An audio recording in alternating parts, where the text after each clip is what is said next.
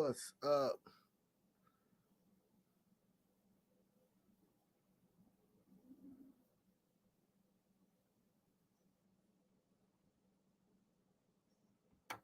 What is up?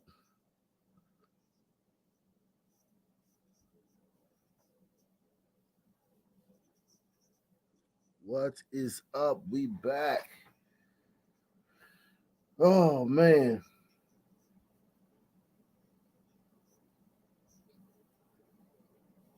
we are back.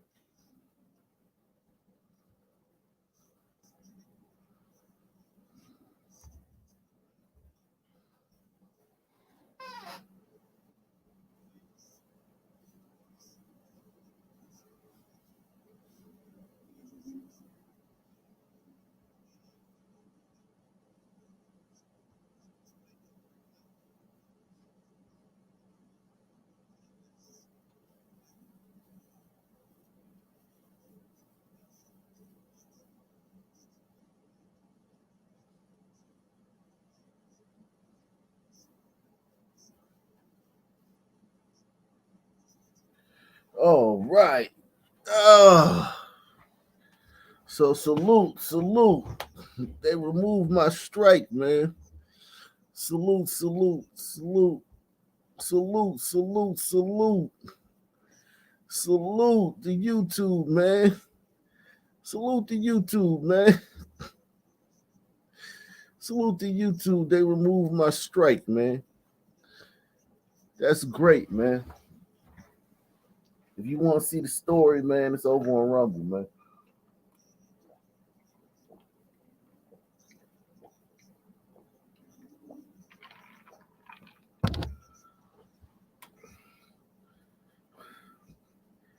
They removed my strike.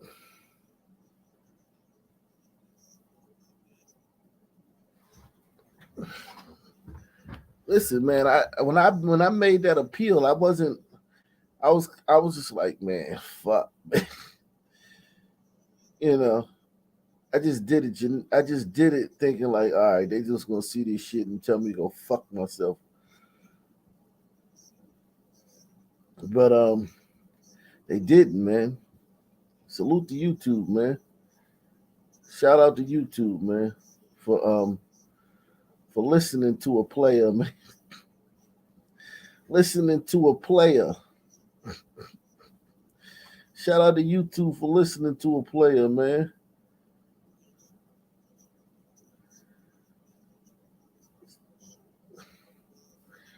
Shout out to YouTube for listening to a player, man.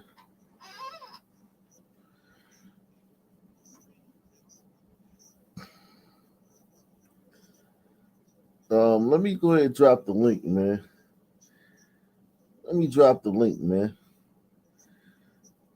Let's get the $5 challenge started, man. Celebrate, man. Celebrate good times. It's a celebration. Celebrate.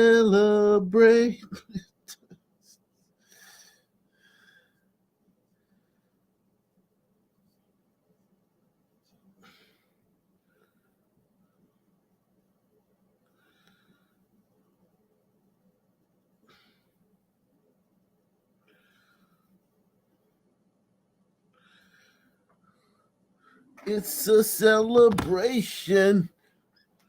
That wasn't sensitivity though. That was a they.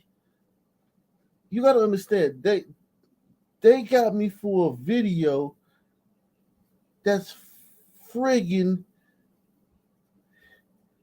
3.5 years old. That was weird, man. That was strange, man. And now they do that frequently, but they never give me strikes for it. They always mess with my old videos, but they usually just like age restricted or something like that. But they gave me a strike for a 3.5-year-old video. I was like, damn. He said, got that removed fast. Fisherman gonna claim you're part of the juice crew. That's hysterical, man. Nate Campbell says, I'll start with this because I haven't used my message this month yet. Let's get a hype donation train going for Art. He's here every night for us. Yeah, man. Salute to Nate Campbell, man. I'm here every night, man. Unless I gotta take a night off, man. Salute to my man Trevor D, man. Trevor D with the Cash App, man. Salute to you, bro.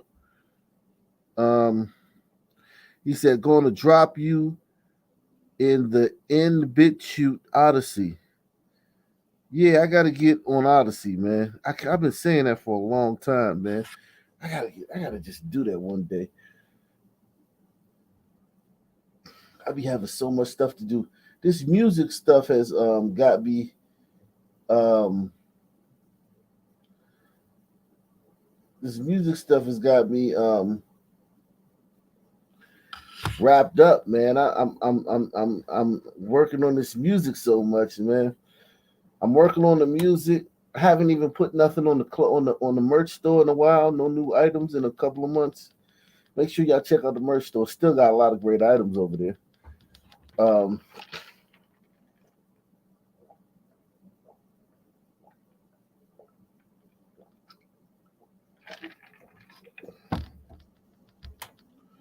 um,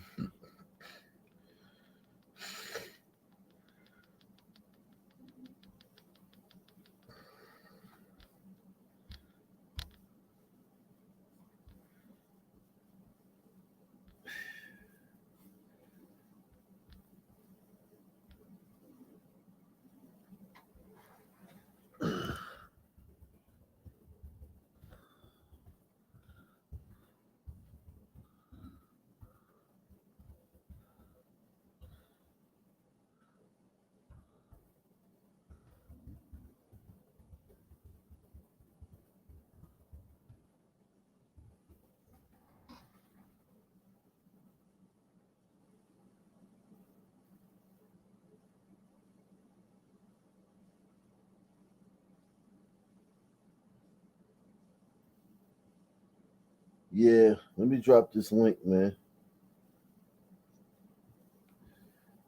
Yeah, man, we back in effect with a mask and a tech, man.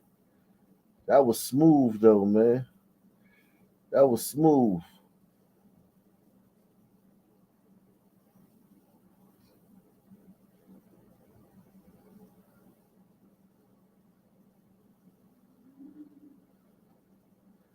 That was smooth, man.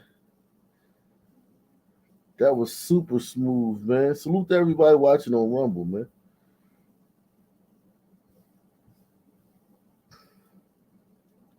That was super smooth, man. Yeah, man, that was super smooth.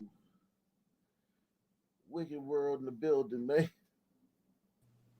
Yo, what up? What's happening, man? Yo, they must have seen one of your videos where you don't tell the sunman to get out.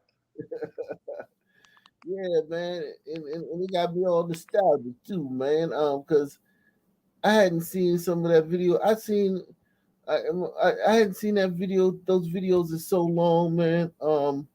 What did you say in that video that they didn't I, like? did, I didn't say nothing, nothing. It was all horse crap, man.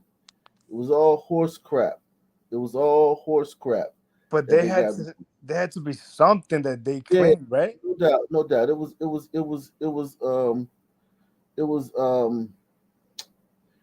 uh The truth.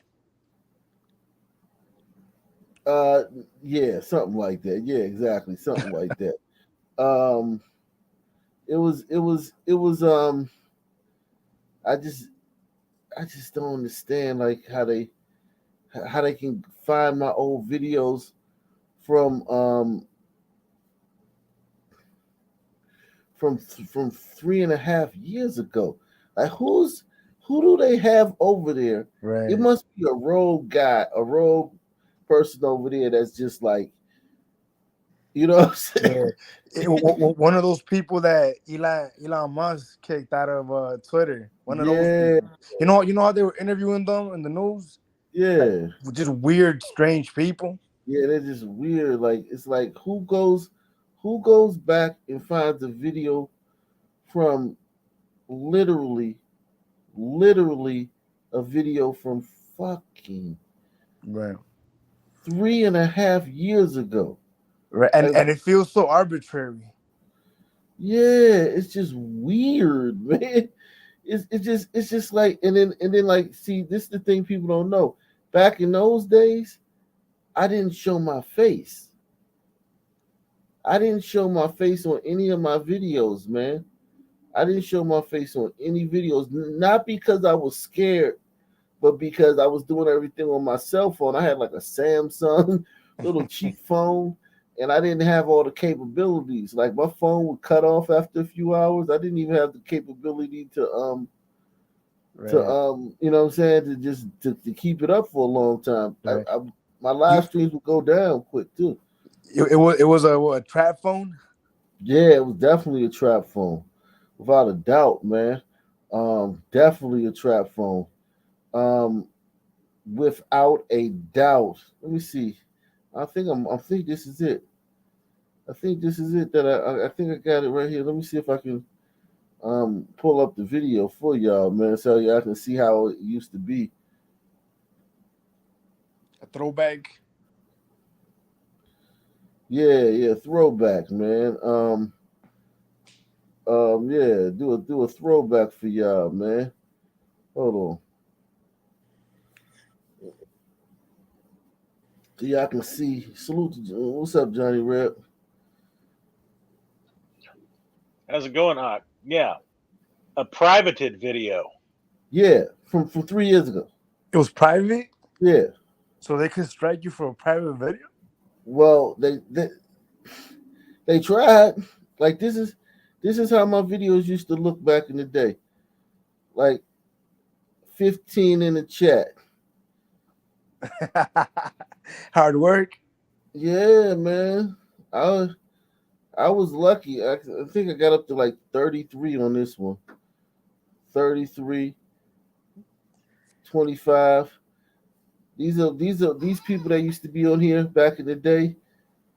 I don't know if any of these people are still around, man. Blue Dang. Harris, he was always there. LW, that's LW right there. He been around for a long time. Is he still here? Yeah, he comes through every once in a while. He don't come through as much as he used to be, but I don't know. He might have some things going on. Blank Slate, I don't know. Blank Slate always changes his name. He might actually still be here. Um, I wonder. yeah, LW, Blue Harris, but it was a lot of people here. Some was here. I know Deshaun still. Vladimir Vendeas, he's still around. I see him sometime. Um, was it what it was it? It was Shizman, Marco Grande, yeah, Dublin '07. He was one. He was always around back then. And Dublin '07. you said you were not doing panels, right?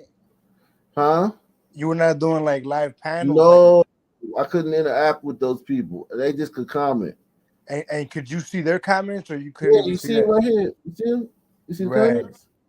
right. I had it set up to where I could see their comments on the screen on my cell phone screen, but they couldn't. They couldn't. They unicorns. I don't know if unicorns first. I don't know who that is. They might still be around. I don't know. But uh, yeah, it was. Was a struggle. I mean, this is me in the car, man. And that's the clock. This is me in the car, man. On organic. You hear that? That's my air conditioner. You know what In I'm the car. saying? Yeah, that's my air conditioner, man. That was me in the car, man. Back in the day, man. Those was the early days of Ock Nation, man. You That's know what? 2019, so that's When, still like relatively early. when I found you, the video I saw of you, you were in the car. Okay, yeah, I think you said you were like, I think you were in some parking lot, if I'm not mistaken. yeah. When I had started showing my face, right? Maybe. Because I think I found you around the time of the racial reckoning riots, a little bit after that. Oh yeah, the racial reckoning.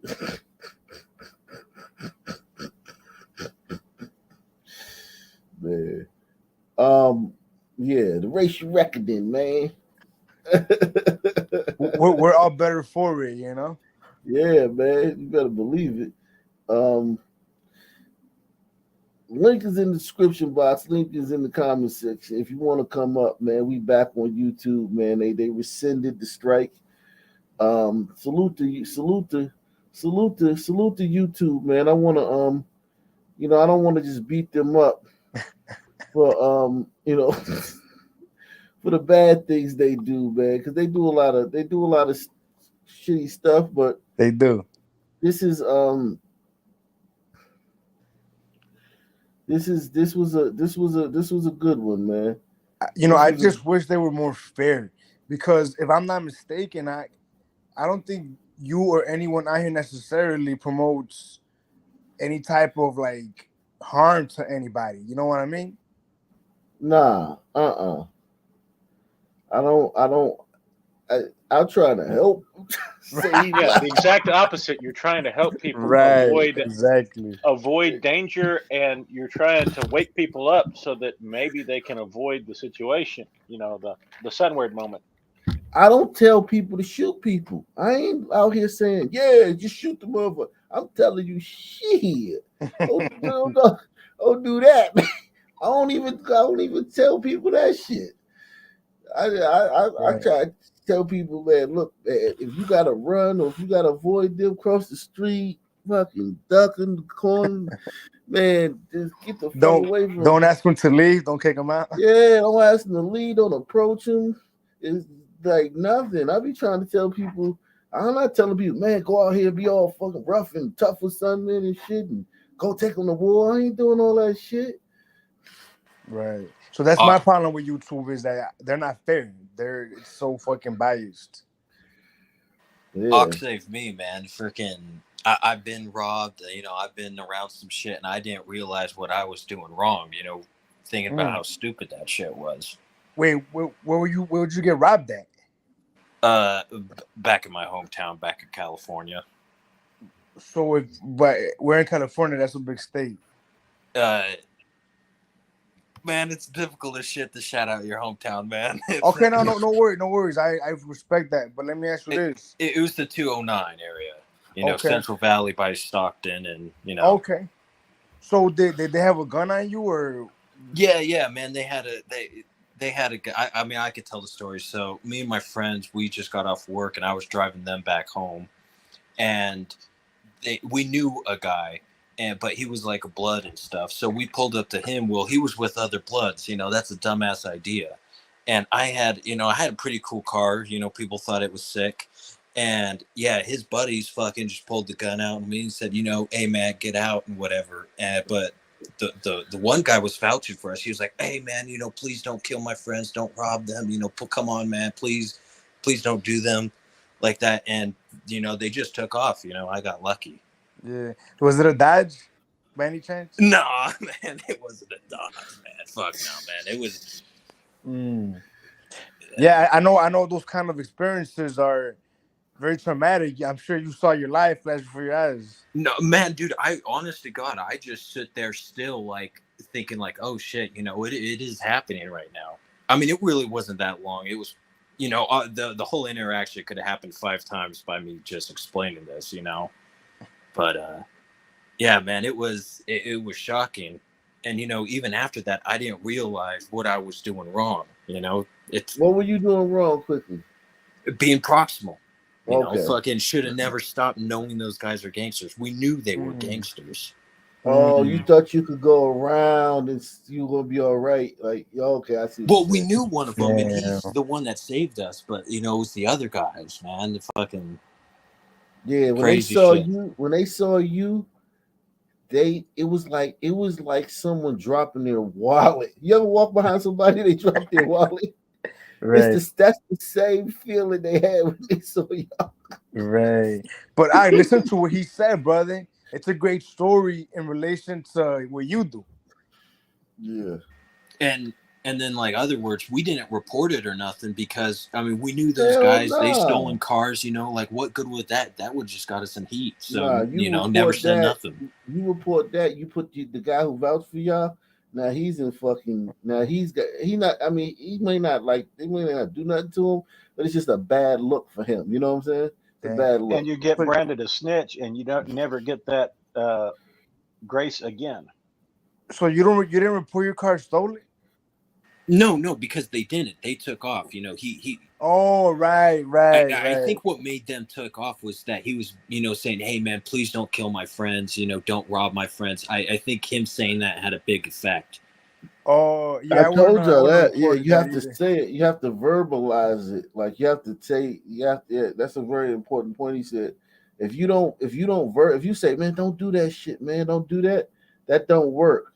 You have to tell the son man. You got to be like, say your son man is about to sexually assault a woman. You can't be like, man, don't do that shit, man. That shit, man, don't do this stupid shit. You gotta be like, man, do not rape her. Right. If you say that, you may save her. If you say, "Man, don't do that shit," It, she gets right. I think you said it snaps them out of it, or it might snap them out of it, Yeah, right? it snaps them out of it. You have to because they're don't do that shit is what's the word? Not analog, but Vague. abstract. Because it's that this that shit. Those are abstract terms. You have to be direct. You have to let them visualize the exact thing. You know what I'm saying?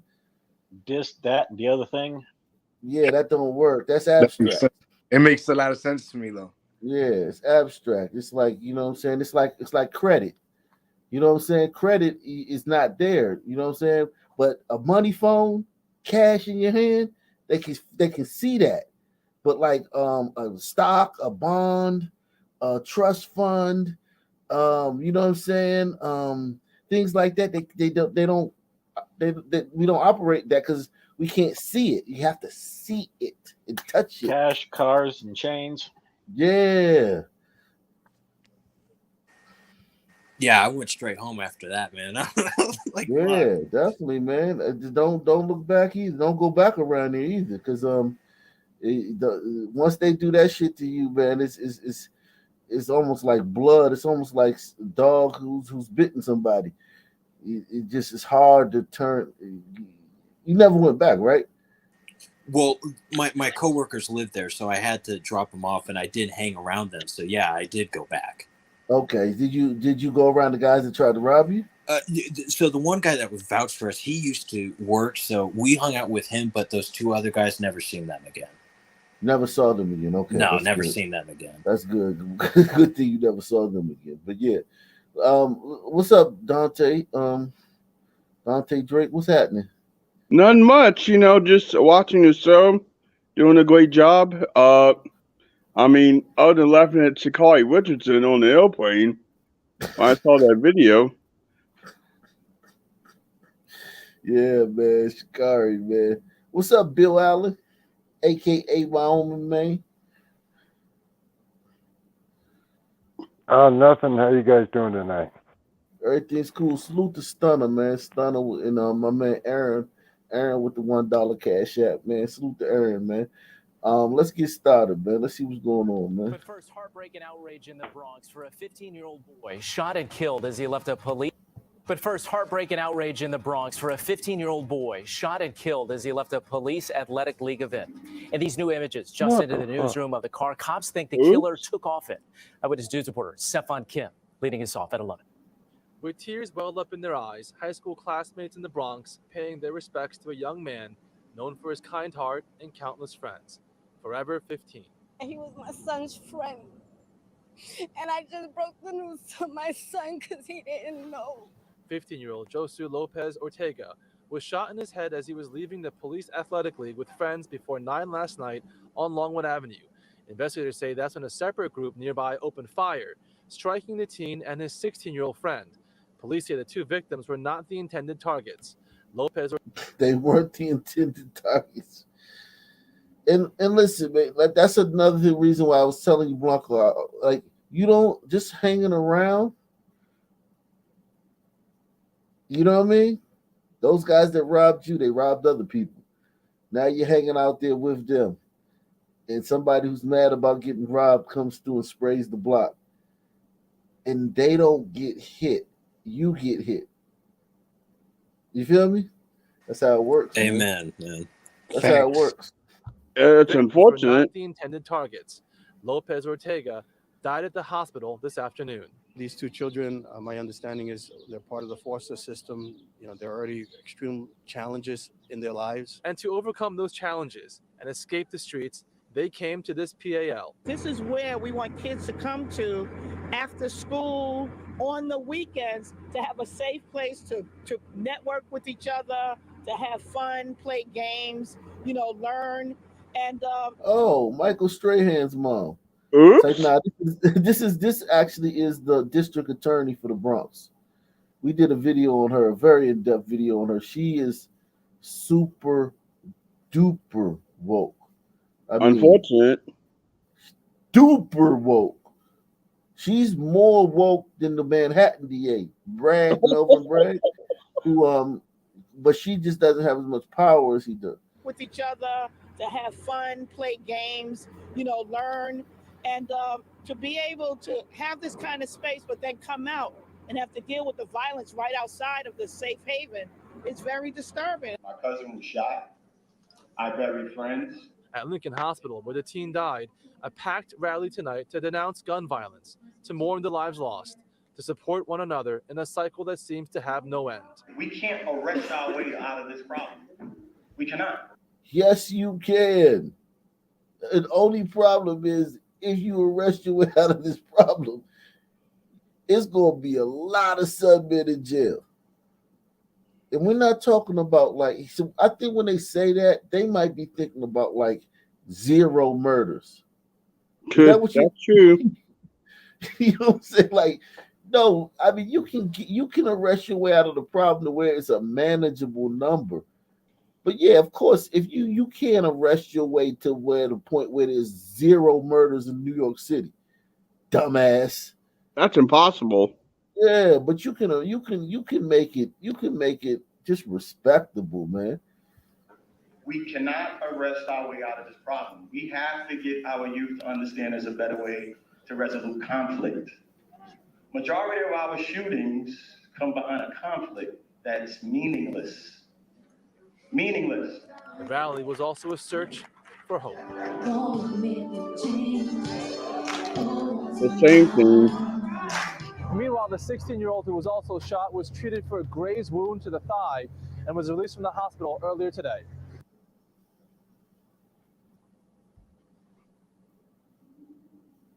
All right, Caitlin, thank you for that. A second arrest has been made in a deadly New Year's Day mass shooting in Midtown.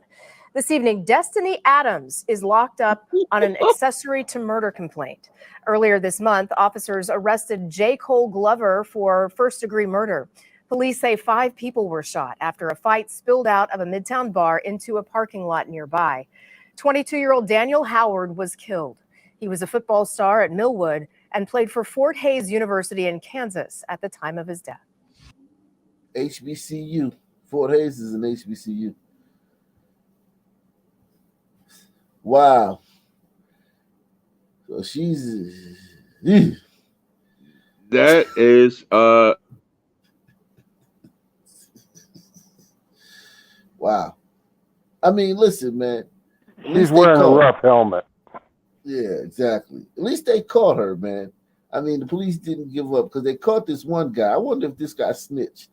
He had this snitched, man. He's like, man, I agree with that. I ain't going down by myself, man. He ratted on this girl, man. Wow. He had to. God damn it. But yeah, man, salute to this guy, man. He's going to HBCU, man. Yep. Living his life playing football. Now he's dead. Listen, he went to a club on New Year's Eve. Young man. I don't even know if I can blame a young football player at a HBCU. He's home for fucking break. He goes to a club for New Year's Eve. That's what people do when they're young. That's what young sons do, man.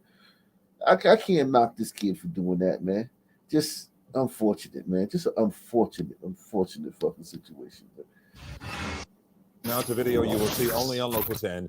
Police on the hunt for several porch pirates caught on camera. In one case, the suspect is seen going to great lengths to steal a package, and neighbors say they were targeted too. Local 10's the heck? Pulled up on the grass, man, like rednecks. Yo, what was Thomas Sowell's book? White liberals, black rednecks. Yeah, this is a little. I don't know if you can blame this on rednecks. The rednecks park their own cars in their own yards. That's true.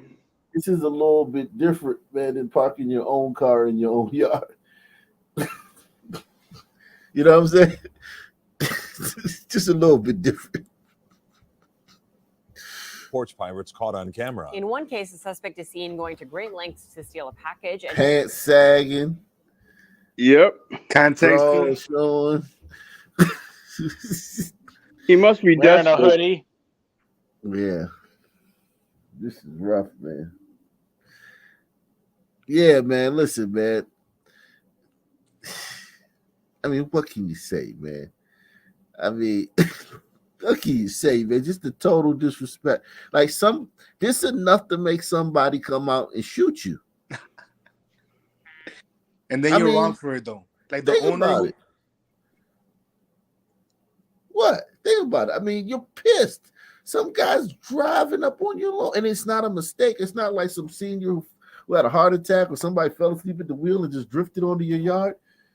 They're like doing this shit. What if you catch them before they get out? What if before he gets out, you come outside? You looking out, you just have to be looking out the window and you see this motherfucker rolling up. Police on the hunt. I don't like his chances. Pirates caught on. Wyoming man has real icicles on his porch, not fake ones. Yeah, this is enough to make somebody shoot your ass. But that's my thing. The owner of this house, he didn't ask for that. He's in his house. So now if he has to shoot this piece of shit, he might get fucked. And how does that make sense? Yeah, they put people behind the 8 ball. Some people put people behind the 8 ball constantly. Uh-oh. What's up, Marcy? Not much. How you guys doing? You gotta mute yourself, Dante Drake. We can hear every single thing you're doing, man. I'm sorry, my fault. Yeah. If you're not talking, mute yourself, please. Trap Jesus. Who's Trap Jesus, man? Hey, that's me. I've been watching your show for a long time. I really like the content that you put out, man. It's fucking informative. Okay, man. Salute, man. On the hunt for several porch pirates caught on camera. in one case, the suspect is seen going to great lengths to steal a package, and neighbors say they were targeted too. Local 10's Terrell Fournier is live in North Miami with the exclusive. And there appears to be culprits working as groups targeting neighborhoods like this one just off of Northeast 132nd Street and North Miami Avenue. But other neighborhoods across South Florida are also being hit. And now neighbors are fighting back, not just by filing police reports, but by showing us this surveillance video that they desperately want you to see. This snapshot is of a sticky-fingered thief who rolled up in a gray-colored Infiniti right in front of Joe Martin's home. Broad daylight around 2 p.m., gets a broom or a stick out of her car, runs over, and she saw the package, fished it out with the pole, and then pulled it over the fence and then ran back to the car. The package had just been delivered by FedEx Wednesday afternoon, but the pricey personal item was gone within a matter of seconds. Extreme anger. I mean, violation. It's like we all work for a living, and it's rough. Not long after, Joe started hearing from other neighbors saying they too were victimized. The video proof shows what appears to be the same red-headed woman. Redhead. Okay, so she might be Irish, huh? This is a redhead, man.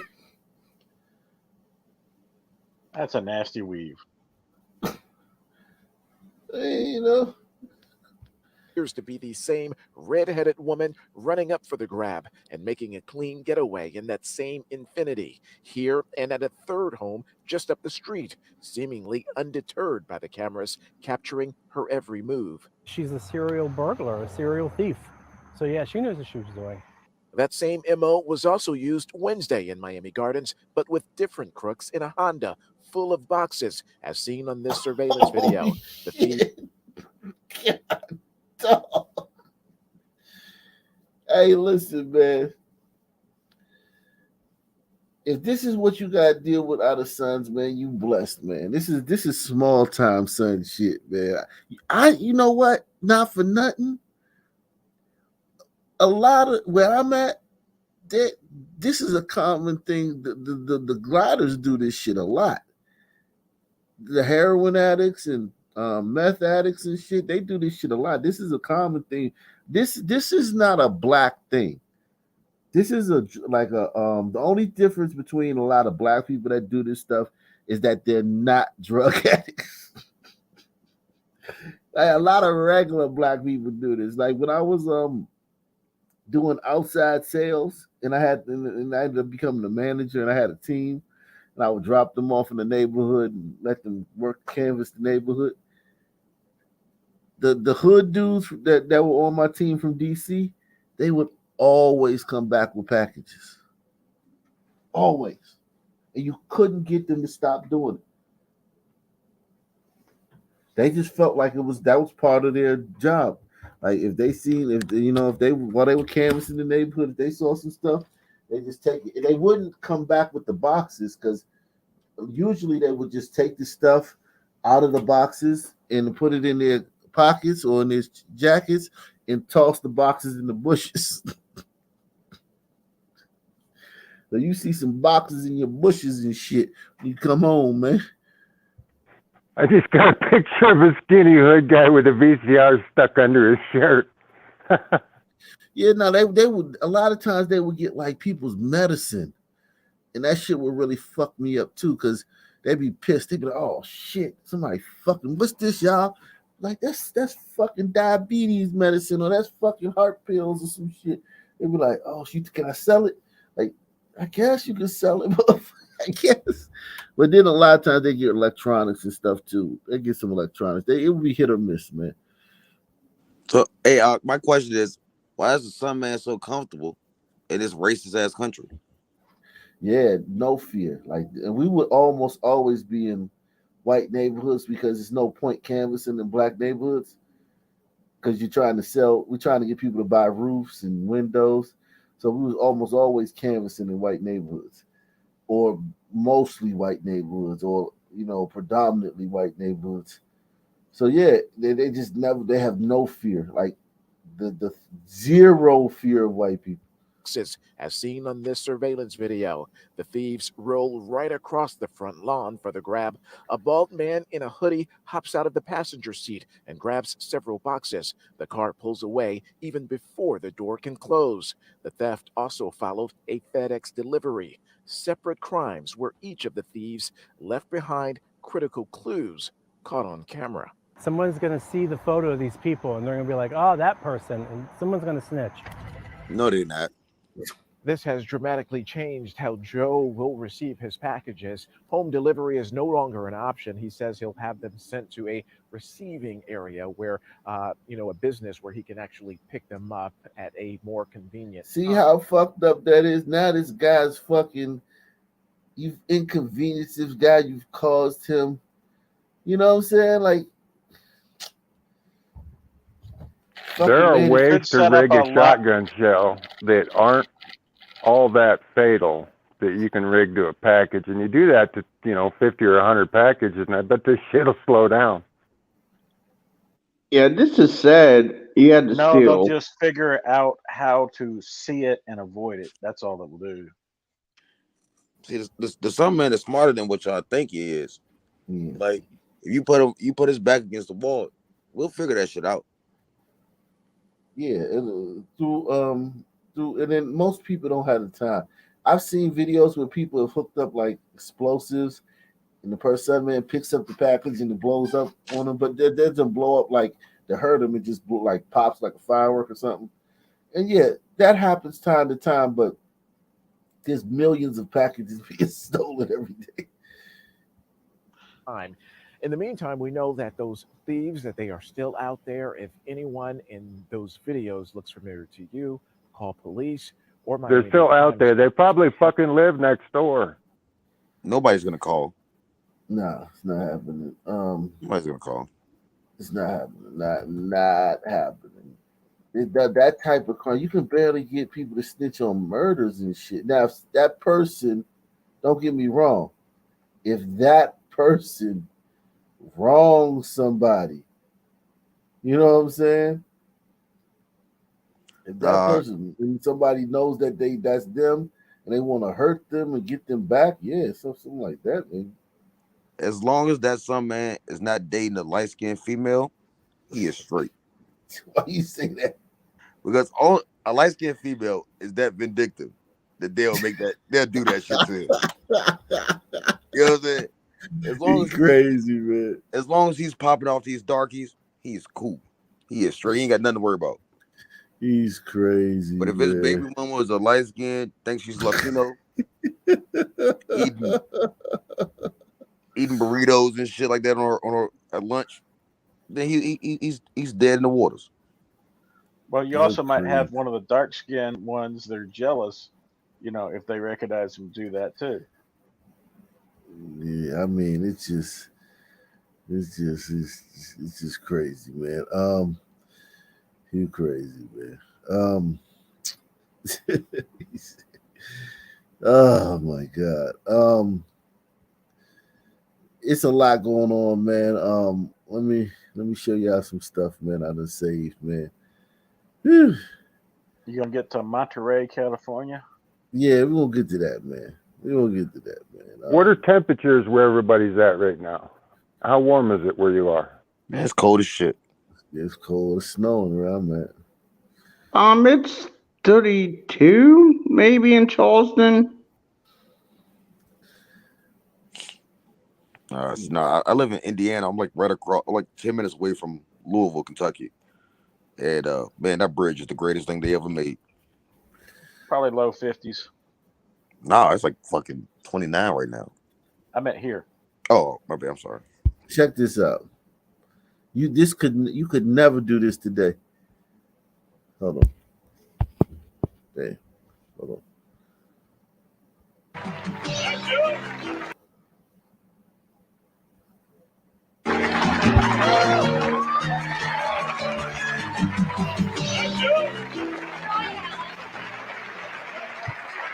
He's beautiful. Yes, he is. This is Calvin. He's a homeboy sapien africanus or B-boy, as they're known in the neighborhood. Is he able to walk? Oh, yes, he walks, but you see, these are new sneakers and they don't like to crease them. I see. And what is he doing now? This is what they call chillin', Alan. Well, it is kind of cold in the studio today. Yo, just because you live in lodge with crazy bank and stupid wheels and I'm butt naked don't give you the right to dish. You know what I'm saying? Pourquoi? What he said to you was, just because you're rich and he's poor doesn't give you the right to disrespect him. Oh, boy. I wouldn't say that around him, Alan. It tends to agitate him. Yo, Calvin, man, cool out. The dude's just bugging. Oh, my God.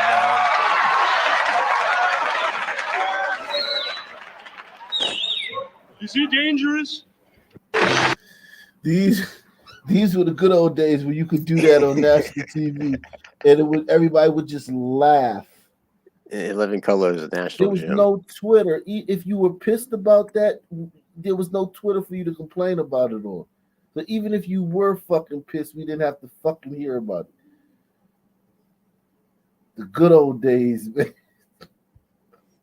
Hey, just think about Blazing Saddles. Oh man, exactly. They cannot remake Blazing Saddles today. Right. Without Twitter, they couldn't coalesce into a hive mind. Yeah, it's just Oh yeah, this is the new shit everybody's talking about. These rocks they found in Africa.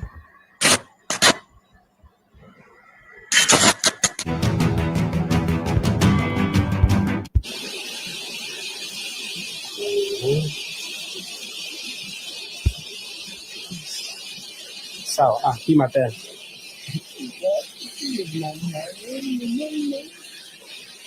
Is that vibranium?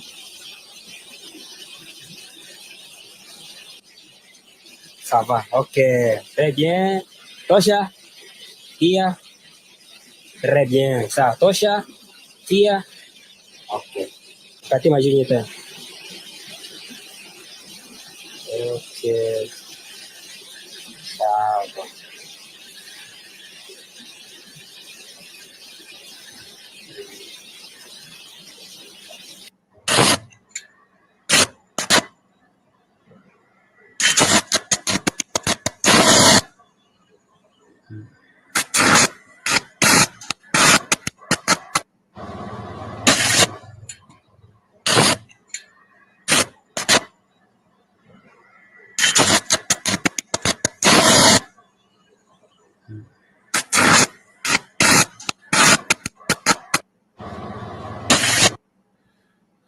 So this is what I've seen a little bit of people talking about that, and it doesn't matter if there's no way They'll be fighting over that next. dude. There's no way they'll be able to get any money off of this because they don't.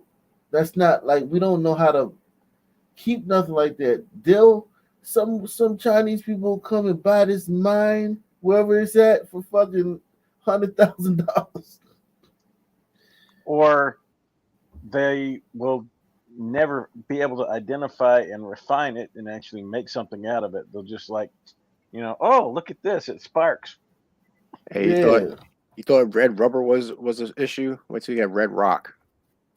Yeah, it's like Nigeria produces I think the second or third largest oil producing country in all of Africa, and they don't have an oil refinery. They have to send their oil to Europe to get refined, to other countries to get refined, and then have it sold back to them.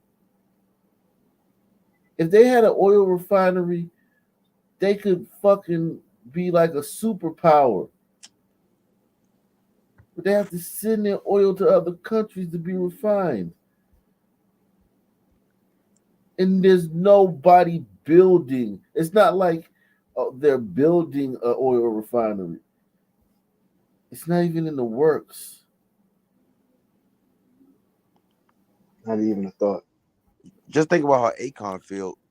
He brought all that electricity to Africa, and they was sitting on this shit the whole time. What is these things called? These rocks? What's that? With the Congo? Congo stones. Yeah, let's see Congo stones. Let's see what the fuck they told me. Yeah, a lot of people are saying charged stones found in the Democratic Republic of the Congo. Electrically charged stones. And now this could be a fucking ruse too. It says with the discovery of vibranium, electrically charged stones, lithium, the Democratic Republic of Congo has no excuse to be poor. Report says the country is one of the poorest countries in the world, despite large mineral deposits with global demand. Leadership syndrome. Yeah, this is not going to be anything. They have cobalt. They have all that stuff there, man. Everything in your cell phone, they have everything you need to make your cell phone. They get that shit from over there. These people don't get anything. They don't make anything off of it. Just like blood diamonds or anything else. Yeah, they just don't. They don't know how to, and no one knows how to help them either. That's the thing too. Like, no one can help them. It's very hard to help. It's sad. Them. See, but the thing is, like, they'll sell all of that for $100 million, and then when a Chinese man or a glider gets $1 billion off it, they can say how that person, robbed them or something like that. Yeah, they definitely sell out. They'll sell out. They'll definitely sell out. I don't know. Look at this person. They say electric stone discovered in Congo. Check how European will use this new discovery while we suffering from load shedding. Yeah, Europeans will take this and fucking go to the moon with that shit. Yeah, Right, they create a whole spaceship. yeah. We won't. We don't know how to Create do. fusion out of it, free energy. Yeah, we don't know how to do. Where there's no way. When I heard this, it made me sad because they're bragging, black people online bragging about this shit. You know, like, yeah, blackness, black boy joy, black, black power and all this bullshit. And it's like, dude, you're not gonna make nothing out of this. If this is real, and it might be fake, it might be some Africans just fucking doing a ruse on people and shit. Look at this one. The United Nations down to the Democratic Republic of Congo after hearing of electrically charged stones. Knock, knock. It's us, freedom and democracy. Yeah, man. Listen, man. But you can see Jay-Z is not jumping on this. Oh, Puff hell Daddy ain't no. jumping on this. I Hell don't no. see JC doing that. They can't even fathom this. Now, if it was a dude who made a video of dancing or some shit or rapping from the Congo, then most black people can't understand. Like, what do you do with this? Yeah, to even think about what you're gonna do with this takes a certain type of mind. Have And you all seen a gliders, video called African Airlines or African Homemade Planes? no, they make planes in Africa. Give it a Google or a YouTube search or whatever. Oh, bless their African soul. Airlines. I don't know how to send one of them things. Bless their heart. Yeah, that's a sticky proposition, man. That's a sticky proposition, man. Yeah, I'll just take the delay. You said Spirit ain't got nothing. Only niggas open is African Airlines. Yeah. I'll wait for the next one. Yeah, African Airlines is rough, man. That's some rough shit, man. But yeah, these people will never make a dime off any of this stuff, man. Let me see. Oh, let me share my screen. I gotta share my own screen with y'all.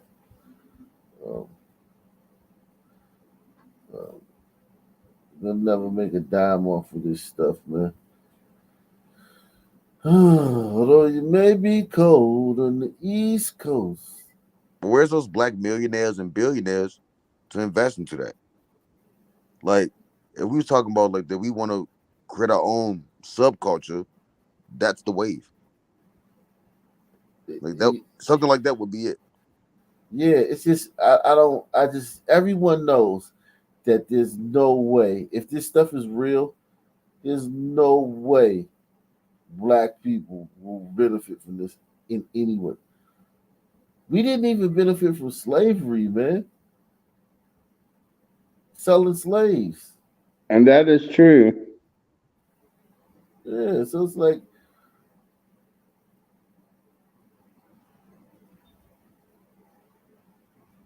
vibranium charge. They're already calling it vibranium. Instead of trying to find out what it really is, like what the real properties, the chemistry, what that table they got, that chemistry table they got, trying to find out what it really is. Some men just gonna call it vibranium. Periodic table. Yeah, periodic table. We just gonna call it vibranium. While some other people gonna go over there and find out what's really it, what it's made of, what properties, what's happening, what reaction is happening. We just gonna be running around talking about vibranium. Fuck T'Challa. Yeah, this is them off, remember? There's no way that this gonna benefit some people. No way. No way. It saddens me too, and everyone knows. Dr. Umar, Tariq Nasheed know that. They know that some people all over the world, not just Africa, some people all over the world cannot make this, cannot benefit from this, man. It says a gram of the electricity charged stone is believed to light a bulb for over 72 hours, while a kilo of such rock is said to have the power to light a 2-bedroom house for at least 2 months. Well, that's a lot of preliminary shit. We gotta get, and the thing about it is, the only way you can find out the real power of this is to let some gliders or some tigers go over there and test it. You know what I mean? Like, you'll need some gliders and some tigers to actually tell you what it's worth.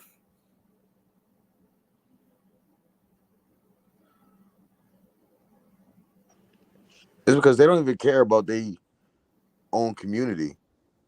You know what I mean? To be able to like put that together and be like, because like even in a lot of places in Africa doesn't even have electricity. You found 2 rocks that create electricity. Yeah, like, how But do you they depend know on it's more? Akon. Yeah, but how do they know it's more? How do they know? How do they know there's more of these rocks if this is true? And I think this is horseshit too. I want to know what people think about this, man. Let me I have a see. problem with the name of it. That's what tells me it's a hoax. What? It needs a lot of testing to be done. The For vibranium me to believe. thing. Yeah. Just, What do that the just Africans kills call it. it? Like, because I'm sure they're just now getting the first DVD of Black Panther. No, vibranium is the name of the from the movie Black Panther and stuff. The superhero, his suit is supposed to be made out of it and shit. It's from fucking Wakanda crap. There you go. I didn't see the movie. You didn't see Roman, man? You didn't see Black Panther, man? I'm shocked, man. Yeah, you were just inviting them to Wyoming yesterday. Yeah, but You hey, didn't know I about. rescinded that invite. That shit got canceled because that girl. Ah, great. Now I got to see if U-Haul will give me a refund, man. Yeah, I didn't see the second one. Apparently, vibranium is a a metal drop down on Wakanda from a meteorite that has magical properties, and they're able to refine it into everything that they need. And it's like super strong, and can be refined to produce electricity and everything else, and all technology. It's just something just doesn't. Like, it's like these 2 rocks. Okay, so this, somebody's making a lot of noise. Somebody got to mute themselves. But these 2 rocks, right? So this is a day old, right? When they found this, it should be 1,000 videos out, other videos. It's just this one video of these same 2 rocks, and then this rock right here. You think it would be, more videos out by now? Because over there in the Congo, warlords and all these rebel groups, they not going over there. And black people like to brag. Wherever we are, we like to, you know what I'm saying? We like to, what's the The word? fact We that like to people are actually showboat. thinking that this thing is Yeah. real bothers me. There's no way. It's okay. So you got these 2 rocks, right? But if they touch, they create electricity. Great. So they're in the ground. Why aren't they sparking down there all the time? Yeah, it's a lot, man. Because It's a they're lot. grounded. They're in the ground. I Well, want to even show if they're you. charged, if they touch each other, they dissipate the charge to each other, and they don't keep charging. It's not an infinite thing. I That was want an to show you electricity something. joke. I want to show you something. This is the Congo, right? They have a thing called Congo dandies, right? Because they just told you Congo's one of the poorest countries in the world, right? Congo's poorer than Haiti. Haiti is the poorest country in the Western Hemisphere. But if Haiti was in Africa, it would be one of the, wealthier countries. Like behind, of course, South America, South Africa, Ethiopia, Kenya, and Nigeria and stuff, Ghana and places like that. But it would be in the top 20, Haiti. This is Congo.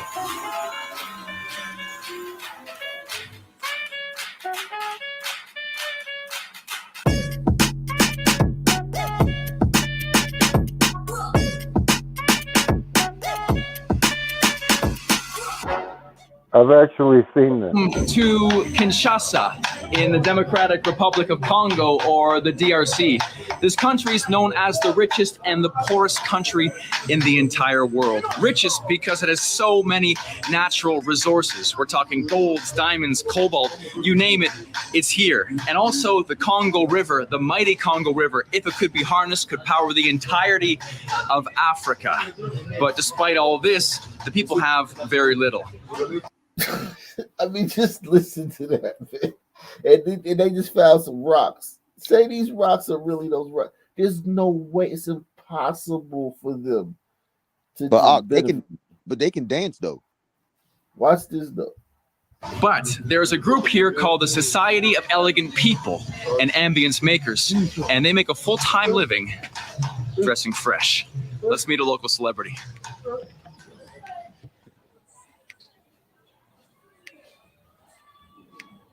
Oh hell no! Is this a joke? This is very real. Congo dandies. They're called Congo dandies. Voici donc cette chaussure, c'est un gando, crocodile. Ça sort dans l'eau et venir dans la terre. Donc c'est trop cher. Ok. Bonjour tout le monde. Je me présente en tant que le président de tous les sapeurs congolais. Je suis congolais. Je suis Ekeko Monument. Donc c'est-à-dire je suis Stati. Tout le monde m'appelle dans leur nom qu'il veut. Ah champion, ah léopard, ah Mukonza Bilamba. Donc je suis le seigneur des habits. Ekeko Monument vivant. Premièrement, la sapologie, la sape, c'est biblique. C'est vraiment biblique parce que la sape, c'est dans la Bible. Tu vois, quand El Shaddai a créé sa terre, l'homme était nu. C'est là où la sape a commencé. Genèse 3, verset 21. El Shaddai n'a pas voulu voir la nudité de l'homme après avoir le péché d'Adam. Un sapeur, il faut rester toujours avec l'attitude. Tu vois comme je suis comme ça. Je te regarde comme si je ne te regarde pas. Toi, tu vois que je te regarde, mais je ne te regarde pas. Je regarde le mur. Oh, I have to touch. Again?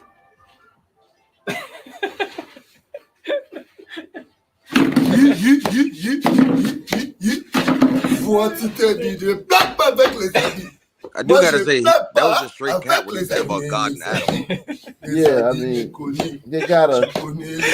I know clothes. The clothes know me. I was surprised when I saw Adam with clothes on. They gotta couch it in religion so they can like. Everybody does that. Everybody use religion to cover up what they're doing. So we're gonna see how well he knows clothes because behind that door is his wardrobe. We're gonna do a little tour. Now this man's kids. Look at his house. This man's kids drink peanut butter. They drink peanut water for dinner. Okay, his kids drink peanut water for dinner, and wear hand-me-down flip-flops. Or Sapology is an abbreviation of the Society of Ambience Makers and Elegant People. It's a religion and subculture born here in Kinshasa and the neighboring city of Brazzaville. Besides sapeurs, some also call these people the Congo dandies. Clothing brands mean everything to a sapeur. Ekeko invites me into his bedroom/closet to show me some of the highlights. Et ça, c'est Dolce Gabbana. It's white or silver, right? Every bit of that is counterfeit. This is terrible. Yeah, but these people, whether it's counterfeit or real, they're paying top dollar for it. Dans l'emballage toujours. C'est Dolce Gabbana. Dolce & Gabbana. Dolce Gabbana. No joke. These are, I gotta say, these are very nice Ça, c'est un clothes. chapeau H&M. Ça, c'est H&M. H&M. H&M. Okay. Another quality brand. It's not. Ça, c'est Zara. He said another quality brand. Oh my God, funny as shit. Like that white dude is like he's laughing at him. He's like, he's straight clown. H&M. Like H&M. that hat was $12. H&M. Yeah. Another quality brand. Ça, c'est Zara. Zara. C'est 4 lettres comme Sida. It's not about 4 letters like HIV. Like HIV HIV. is 3 letters, my friend. HIV for in French is sida. Okay, we're off the rails a bit. Ekeko says his wife is totally cool with him spending so much money on clothes, but I wanted to double check. Bon, abinisumbuake pas tellement parce que minajua tu ye ni mtu kazi yake ni manguo. Manake baby natuvika, kutulisha na kutulipia manyumba inatokea partia ile manguo. To show me the fancier side of Kinshasa. So they're influencers. Look at this. They have open sewers, dirt roads. I'm learning quickly that Ekeko, the living monument, is a strange guy to hang out with.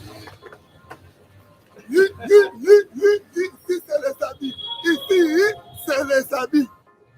Ça, c'est mon chino. C'est trop cher.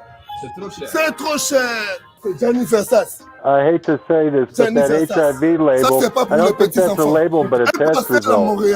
C'est pas pour les petits enfants. I'm a little overwhelmed right now. This is the most intense shopping I've done in my entire life. Tu jettes dans l'océan et tu pêches les baleines. Donc aujourd'hui, mon ami, il est devenu aussi sa père, mais je vais te baptiser. I'll be baptized into sepology.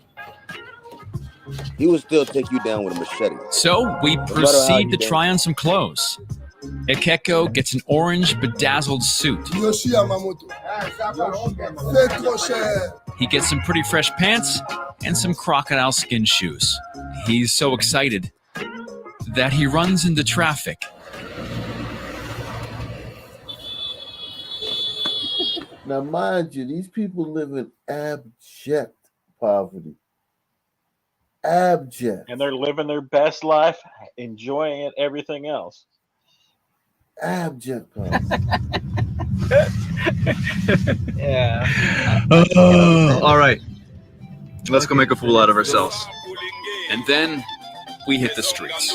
What you're listening to right now, it's the official song of SAP. Double casquette. Makonda da Silva Romain Mukiadi garde-robe. Martige Kudimana. Now, do you see? We're like this all over the world. This is just a different interpretation of it, but it's very similar to African Americans. You know what I'm saying? They got all those white man names on them. Yeah. All I can think of is the Beatles song, Dandy, Dandy, Right. Where have you been now? Salute to Paul Federal, man. Yeah, man. It's people. These people. These are Sun people, man. Washington, grand pays, imbécile ya bilamba. Japonais okito. Each of the crew members has their own unique personality, their own strut, their own tricks, and their own unique way to stop traffic.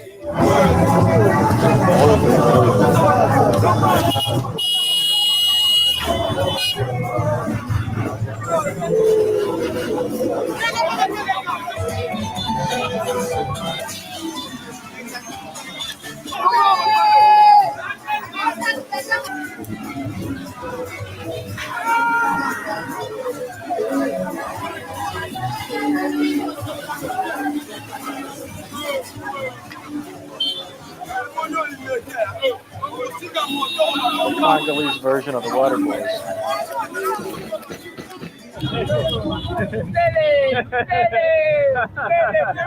You said white guy. White guy.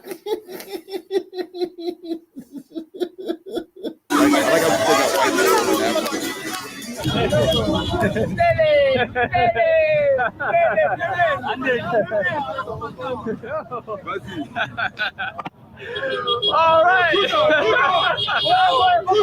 It's a spectacle. When I asked about it, I thought we were going to be on a side street, not on the main street in the middle of the traffic.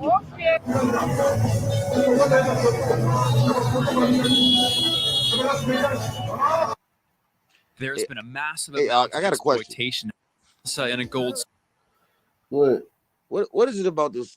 What is it with the Sunman that we feel like we always got to put on a show for everybody? That's what we do well, though. Like we do it well. That's the problem, Mark.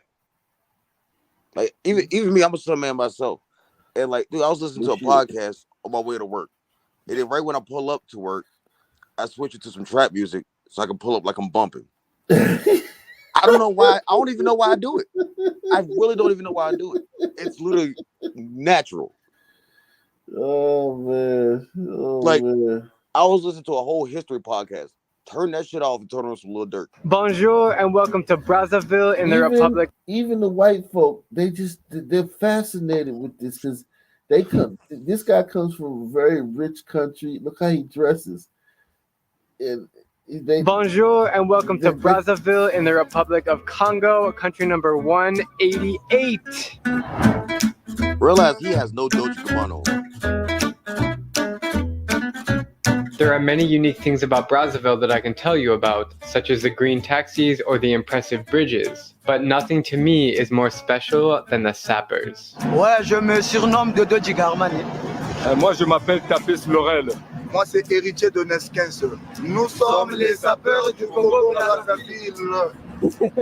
Also known as the Brazzaville Dandies, the sappers are Congolese men who like to dress themselves in swanky suits, ties, and colorful attire. Why? Nothing more than to gain attention.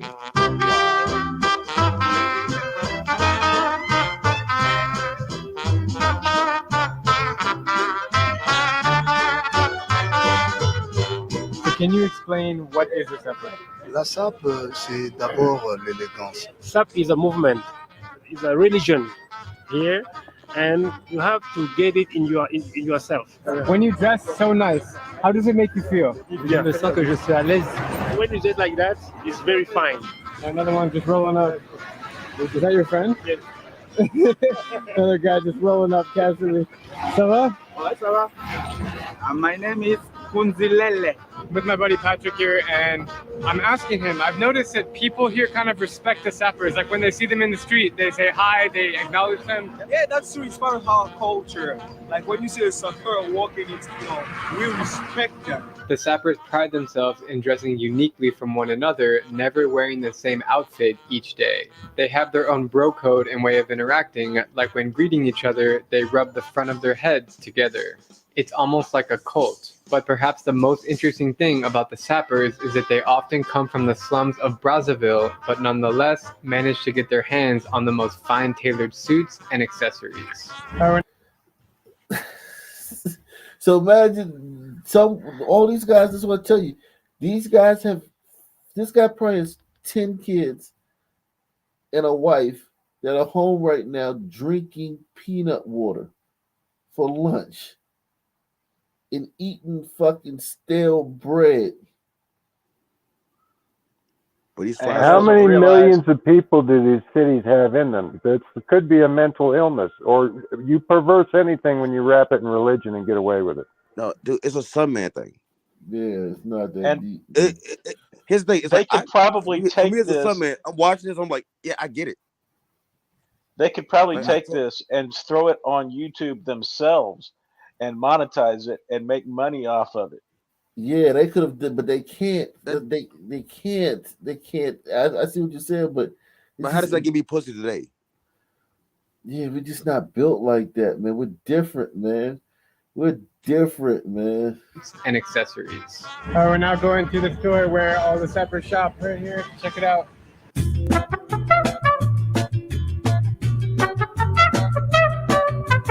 Parce qu'il y a tout un mélange. Like he's saying, this is like an expensive pair of shoes. It's around 1,800 euros. It's fake though, right? We don't have a home, bro. He has no house. Don't ask him. I know it's fake. You fake, yeah. And they can be seen walking in all areas of the city. It's kind of like built into their culture, and they're really proud of it. When did you become a sapper? Je suis devenu sapeur dans les années lointaines. He became a sapper 1996. Moi, j'ai commencé la SAP en 79. He started sapology in 1979. Je suis devenu sapeur depuis les années 94. He became a sapper since 1984. So, if I want to become a sapper right now, how do I do it? Il n'a qu'à d'abord aimer la SAP. If you want to be a sapper, you have to like it before to initiate it. Second, and we bring you the rest of all. J'ai été initié dans le temple sapéritique par mon grand frère aîné Yvon Le Valeur. He was initiated by his big brothers. So I'm just chilling at a restaurant in downtown Brazzaville with a bunch of sappers, and they're just slugging beer after beer like it's nobody's business. It's hilarious. These guys can drink like crazy. Witnessing the unique culture of the sappers reminds me that in life, anyone can choose who they want to be. For these guys, it's all about peace, friendship, and happiness. It's been a great experience here today with the sappers of Brazzaville. It's so cool to see them. Like, just think about Hakuna Matata. Listen, man, there's no hope for this. To try to fix this, think about there's somebody somewhere that's gonna like, hey guys, you can spend that money on like your family and your children can eat square meals every day, and you know what I'm saying, you can, you know what I'm saying, maybe get air conditioning or central heat, or is it a Dolce Gabbana air conditioner?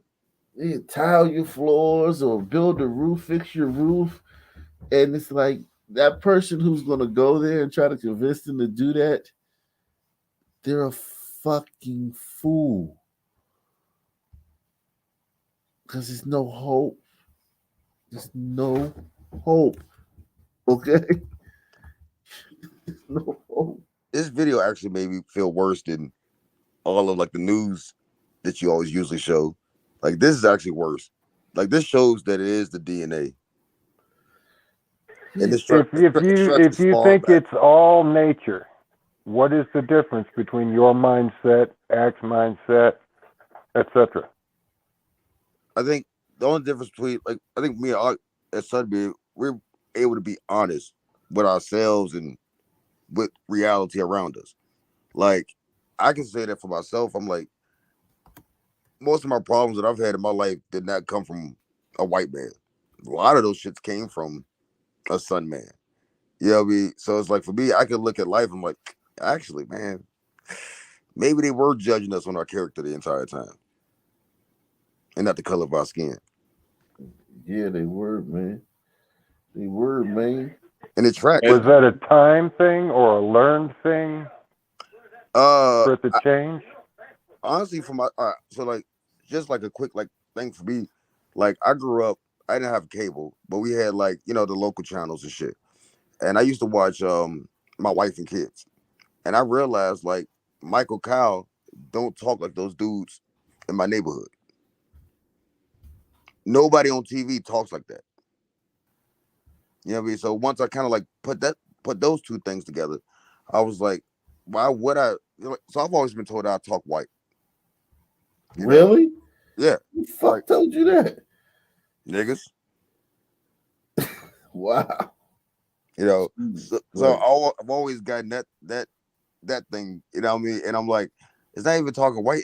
It's not even the fact, I don't even like, it's just the fact that I didn't use slang for no reason. I didn't just fill sentences with curse words for no reason. And I know a lot of words. You know what I mean? I can, you know what I'm saying? I got a wide dictionary, I guess, for my personal dictionary for myself. And a lot of dudes don't have that in the community. And so like when I was doing it, they was just like, yo, what the fuck? And it's like, but I grew up with them right alongside of them. But when I went home, I just watched different things on TV. I didn't watch Boys in the Hood every day. Mm. Yeah, I mean, look, man. Like, think about this. Every time you hang around a black person, hang around black people, How many times do you hear a Friday quote? It is literally every time, every day. It is like, bro, there are so many more movies. You know, that's just one of those things. Maybe if you're not well rounded. I mean, bro, I hear a Friday quote every day. Coming from who? Or what type of person? The Sun Man. I mean, what type of Sun Man? Sunny man. Like, yeah, I mean, it is like for me, and like the way I've kind of like branched off of myself, like I do carpentry, I build houses and do remodeling. Like, so I've like branched off away from that, but it's like those guys are still my friends. Not even my friends. I just like, like you grow up with somebody, and so like you almost kind of in a life contract with them just because you grew up with them in a way. So we, Not like really. always keep in touch, you know what I'm saying, and shit like that. And anytime I talk to them, I'm like, bro, motherfuckers been doing the same shit for 10 years. And I'm like, why not just cut them off if they're not productive? I mean, they're not productive for themselves. You know what I'm saying? And I don't rely on them for my productivity. I'm productive on my own. So for myself, like I can hang around them and be like, oh man, y'all gonna do that? All right, well, shit, I gotta go to work in the morning.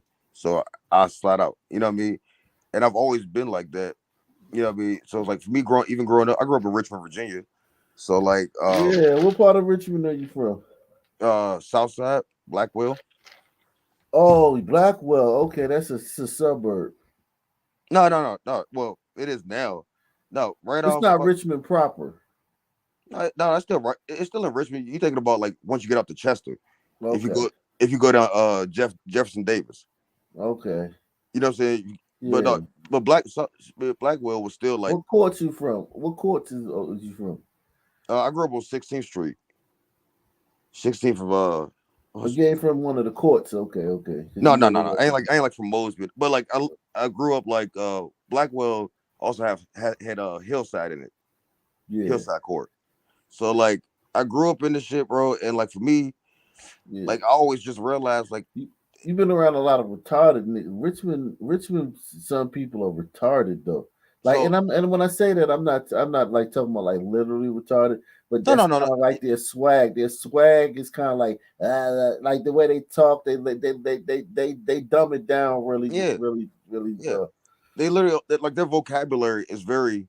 Yeah, that's slim. Why now knowing you from Richmond, it makes more sense. But yeah, if you was from DC, no one would ever say you talk like a white guy. Yeah. Because like you had never heard that. But you just I don't know. I think it's maybe it's coming out because of my voice. You know what I'm saying? Cali, if you was from Cali, no one would have ever told you you sounded like a white guy. But like for me, like the best thing I did in my life, bro, was like when I was like 21. Like I'm 29 now. I moved out to New Albany, Indiana. And I've been here for the last 10 years or so. And one of the greatest things I ever did. Experience being around white people. Oh, are the sons coming? No. So here's the greatest thing. So like there's a bridge in between this and Louisville, Kentucky. Right? Louisville, Kentucky is 7 minutes away from me. There's a bridge. Wow. And some people don't come over here because there's like this myth and theory around that like the cops over here do not fuck around. You do something over here, you get 10 years. Oh, it's like Virginia. It's like here with Virginia, like the Sun Men, they'll go into Maryland and fuck up, but they're terrified of going into Virginia and fucking up. Bro, And that tells that's what I tell people. Like Sun Man knows, like when you if there's a place where the laws are strict and the sentences are long, Sun Man they know that. It's not a mystery. It's not like something like they know everybody in the gutterous hoods.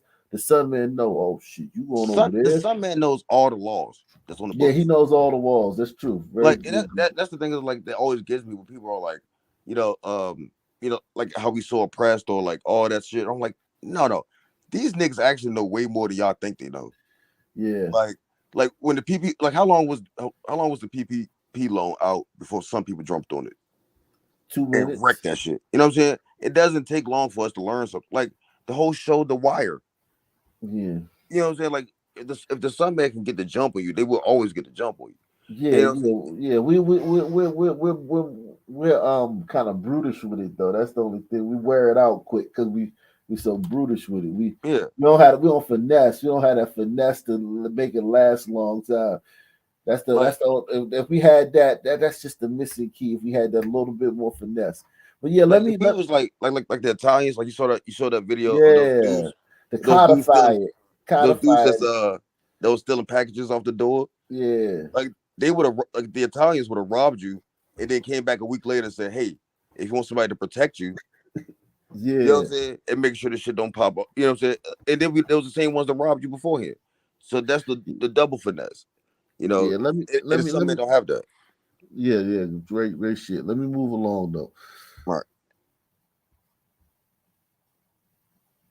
We begin with an arrest in the January 12th shooting death of Nakeba Collier. Deputies have arrested Angela Denise Baxter on charges of second-degree murder and shooting or throwing a missile into a vehicle. Collier was killed on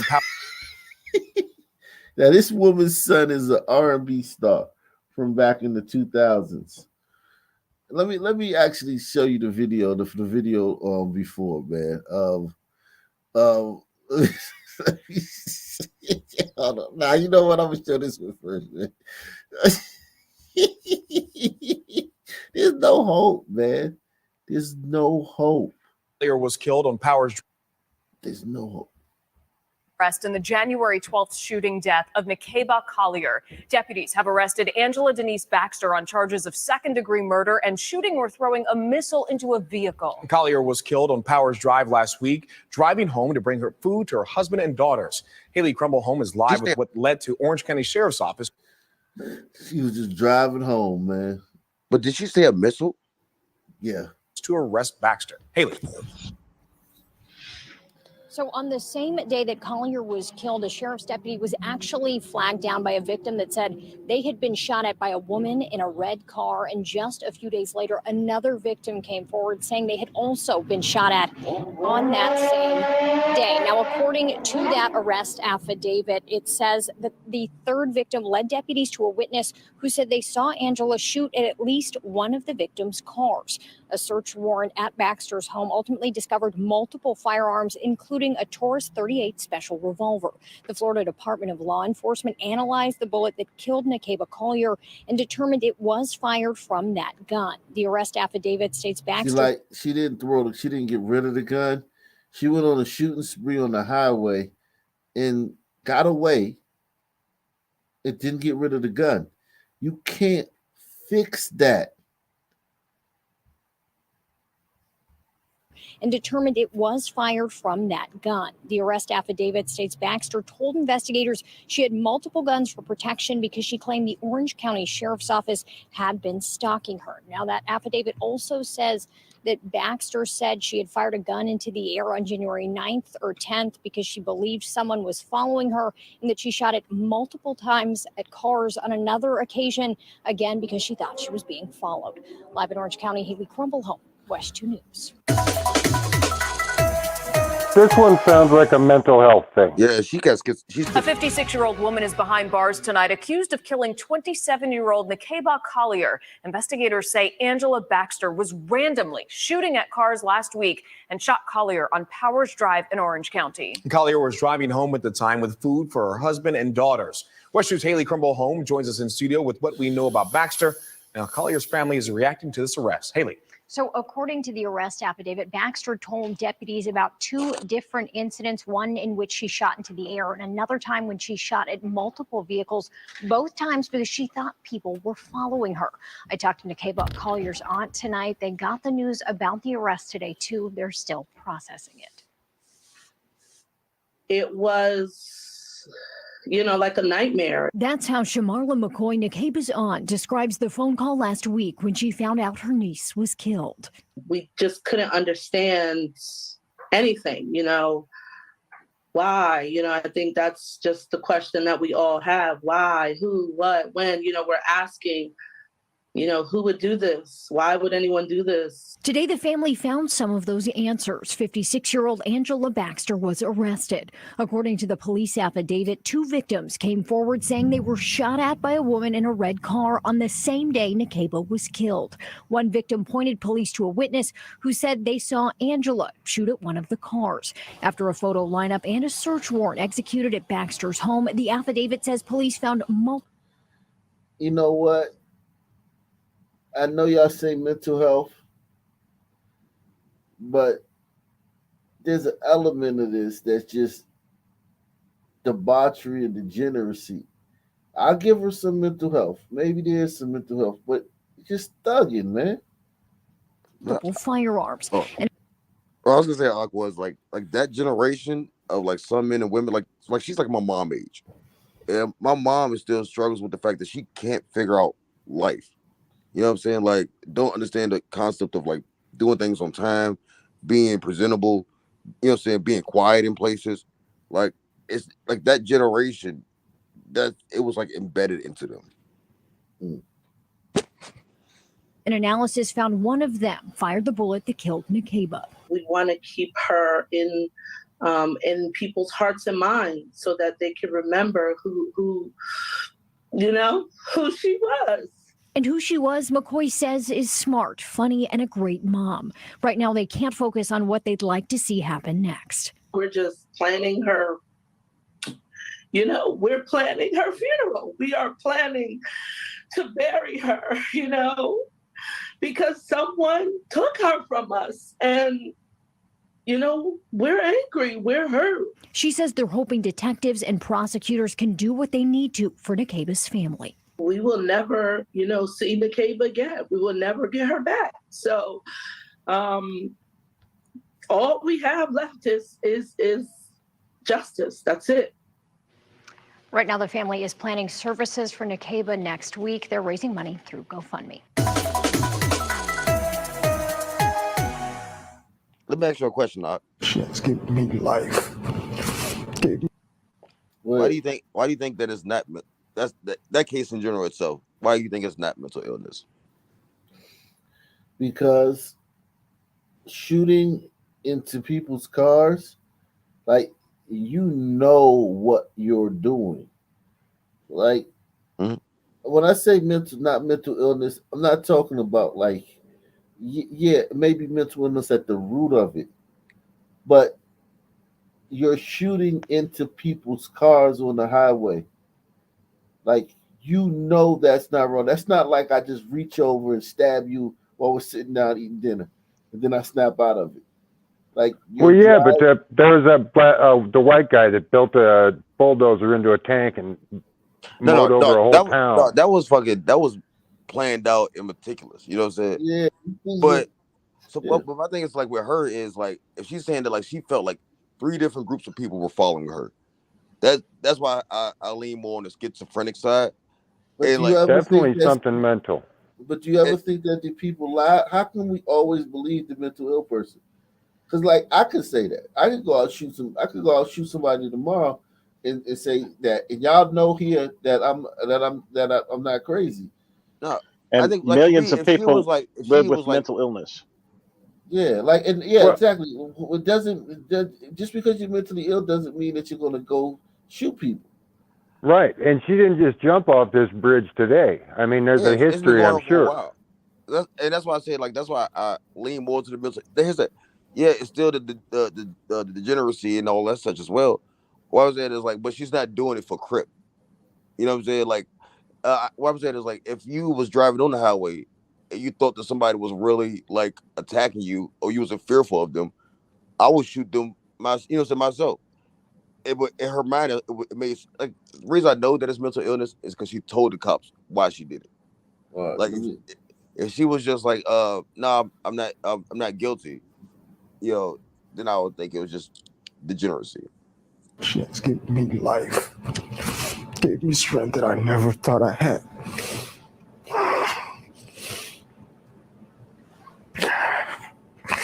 A newlywed husband is now a widower.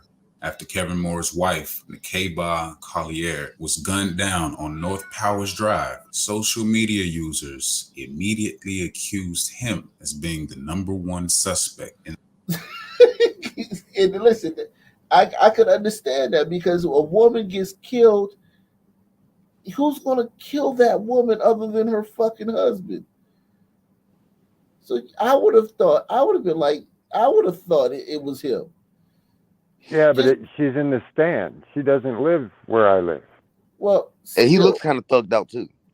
Well, still though, this woman gets gets shot while she's in there driving. You know, you thinking, okay, the husband followed her and shot her and then sped off. Dude, they got bulletproof backpacks. I mean, it's crazy. Yeah. The husband is now a widower after Kevin Moore's wife, Nakeba Collier, was gunned down on North Powers Drive. Social media users immediately accused him as being the #1 suspect in the murder. Some even blamed him for allowing his wife to go out and pick up dinner alone. A suspect was just arrested for the killing, and a GoFundMe has been established to assist with funeral costs. The link is in the description. A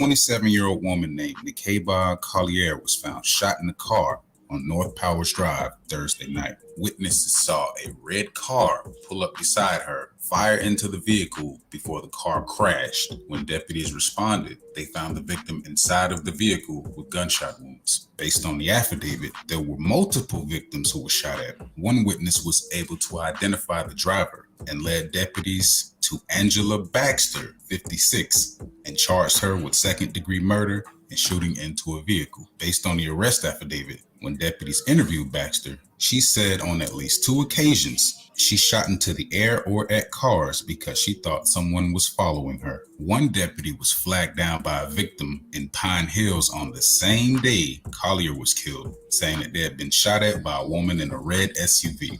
Another victim came forward a few days later saying the same thing. Both witnesses had bullet holes in their cars.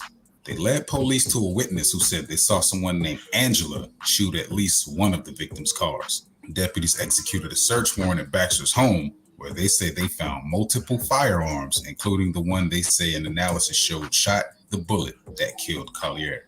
They concluded that she was a random, innocent victim. She was picking up food for her husband and daughters when she was shot less than a mile away from her home. She left behind 2 young daughters and had only just gotten married last year. Her auntie, Shamala McCoy, held a vigil on Thursday night and just wanted people to remember that a good person was lost to senseless violence and wanted people to remember that she was smart and funny. Now, once the mugshot of Angela Baxter made its rounds on social media, people from Orlando quickly identified Baxter as the mother of singer Sammie. He hasn't come out and made any statements about the incident, and I don't know if he intends on helping the family with funeral arrangements, but he most likely knows what happened, and I'm sure that he can lend a hand bringing awareness to not only what this family has just gone through, but mental health awareness as well.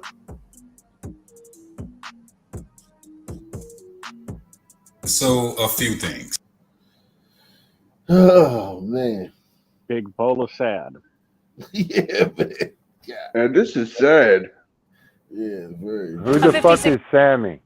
We begin with an arrest in the January 12th shooting death of Nakeba Collier. Deputies have arrested Angela Denise Baxter on charges of second-degree murder and shooting.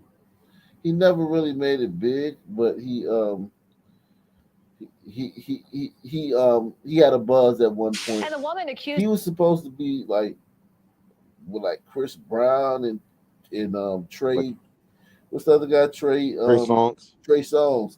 He was supposed to be like, he was a little bit before them, but he was supposed to be like, you know, big like them, and it just never panned. He never had the right song. So just for like information, his last hit song was called "Come With Me," and that came out in 2006. I don't think he can do too much for the funeral arrangements. Yeah, exactly. You know, And the woman accused of shooting and killing a young mother in Orlando is being held in jail with no bond. Angela Baxter went before a judge for the first time yesterday. Orange County deputies say she shot and killed 27-year-old Nikeba Collier as she was driving home from the grocery store. Deputies say Baxter admitted to the shooting at cars that day because she believed that the cars were following her. She's facing second-degree murder charges. We begin that's with an why I said arrest in the mental illness. January. Yeah. It's 'Cause rough, man. she full-heartedly believes it. I don't know enough about that to know that that's true. But let's see what else is going on in Orlando, man. We haven't been to Orlando in a while, man. Orlando's dangerous. Yeah. Let me get some water. I'll be right back. Y'all hold it down for me, man. Yeah, Orlando is dangerous. Yeah, I used to live in Orlando for a bit, man. Fuck it. I used to buy weed from this one trap house that was literally called the Taliban house. And yeah, those motherfuckers was not playing around. I was like, bro, I just want a fucking dime bag, bro. I thought Chicago was dangerous, but Orlando's pretty dangerous. I've never been to Orlando. Yeah, these motherfuckers will shoot you with sunglasses on. Yeah, it's a different breed out there. You know, and Yeah, like Florida's fucked, man. We had a girl from school. She moved in from Florida, and dude, she was psychotic. I mean, I thought we had crazy bitches at school, dude. She did them up by like 10 times, man. It was insane. yeah, because you got to think about this, right? Like, imagine this: in a regular place outside of Florida or California, 3 months out of the year it's cold. 3 to 4 months out of the year it's cold, so nobody's fighting outside. That motherfucker's from Florida where they fight every day. You know what I'm saying? Where it's possible to happen every day. People are outside every day. You know, 365. So like for them, it's just like they just got extra credit for being in the streets.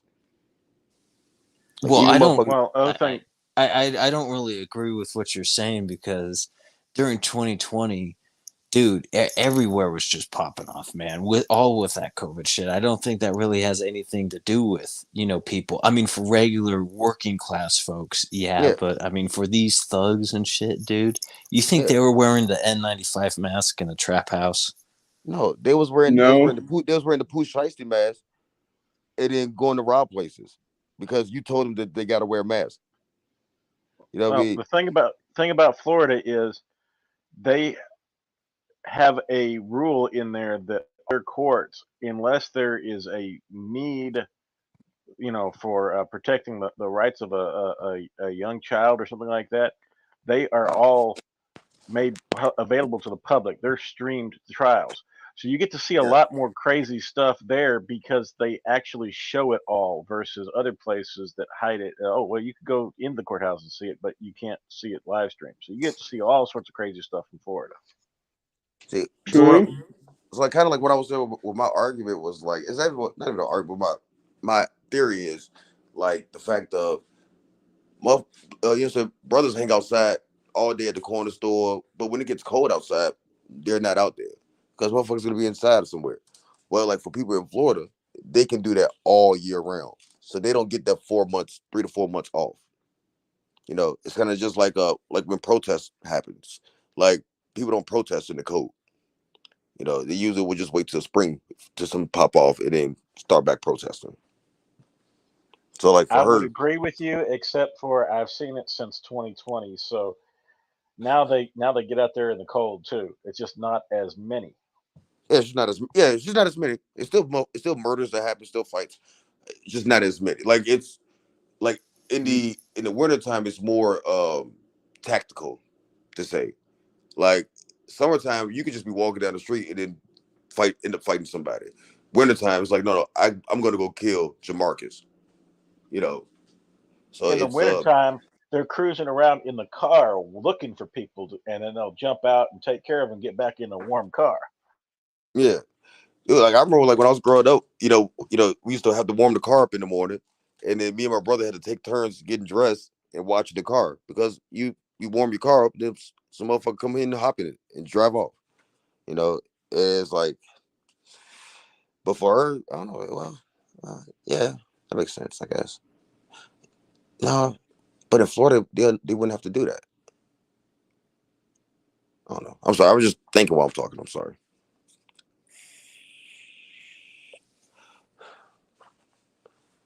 So where's Well, everybody? then I guess global warming isn't. I mean, global warming's bad not because of the Earth's temperature, but because the sun man's going to be out more. That would be the sun man's time. Texas doesn't get cold very often for very long either, though. Oh my God. What if you saw the news? You know how like you watch the news and they show you like the map and they have like the little sun like all across the map in the city? What if it was just all like pictures of like George Floyd's face? It's like, yeah, it's really heated up on the south side. It's just got like multiple George Floyds coming in flurries and shit. I don't know. I'm high. I'm just thinking of talking. But I don't know. Yeah, I guess. Yeah, well, I guess once it, because like if it gets hotter, I guess that would be the sun man's time. Mossy, have you been paying attention to the videos about SHOT Show? Like, what are you most looking forward to? I'm looking forward to see if anyone was going to set fire to the ATF booth. Shit, man. Is that what's going on in Atlanta? I think SHOT Show is in Atlanta. No, I've seen the videos of Atlanta. I've seen a lot of like Antifa videos coming out of Atlanta. Yeah, they rioted somewhere in Atlanta. They set a police car on fire over a shooting that happened at a police training facility. They were Antifa members. They were Antifa members. The site of a police training facility. Yeah, they went in to try to clear them out, and the guy shot at and hit a Georgia police officer, trooper, or whatever, deputy, and they shot back, killed somebody because you shoot at a police officer, they're going to shoot back. How did he expect for that to happen? Like how did he think that was going to go down? You think he was going to shoot a police officer, then all of them were going to lay down their guns and be like, "Oh, you won." No, they want they want that kind of action. I think he probably wanted to be a martyr for this. Like maybe. So I even think about it like this, where it's like, all right, if you're gonna say like police officers shouldn't be killing people, they need more training. So then the police officers be like, all right, cool, we're gonna build this whole facility so that we can do more training. No, we don't want that. How can the cops win? There is no winning. Oh, but they have to cut down some trees to do that. Oh, gee whiz, not the trees. Oh, someone in the chat said it was in Vegas. Not Atlanta. SHOT Show was in Vegas. Yeah, SHOT Show's over. I forgot what brand it was. Maybe it was like Ruger, but someone's gonna come out with a 6.5 Creedmoor with a carbon fiber barrel, and it's supposed to only be like 6.5 pounds, and it's supposed to be under $2,000. I'm looking forward to that. You said it's under 6 pounds? No, it's about 6 pounds. About 6 pounds. And it's like a 24-inch barrel. So I mean that's pretty damn decent. And under $2,000. Yeah, it's hard to get a really nice rifle. Yeah, those Christensen Arms ones, they're just hella nice, but shit, dude, those are like 4K. Yeah. And then you got to spend another, grand setup for a scope and shit. Yeah, my limit when it comes to guns are just like at the maximum 1,000. It's just because like at a certain point, like I'm not a big fanatic myself. Like I don't go out shooting range. I go out like every month or so like that just to like practice up. But it's like I'm just not that, because like they all do the same thing at the end of the day, differently, but end of the day it's still the same. Yeah, I agree. I mean, like a $500 AR. I mean, most of them work pretty well, but then once you get to like those $1,500 ARs, I mean, you could feel them different, but however, I mean, shit, they both work. Yeah, I mean, if anybody's ever drove in like a Audi or a BMW, there's a difference between that and a Ford. but like you still get there on time. The speed limit is still 65.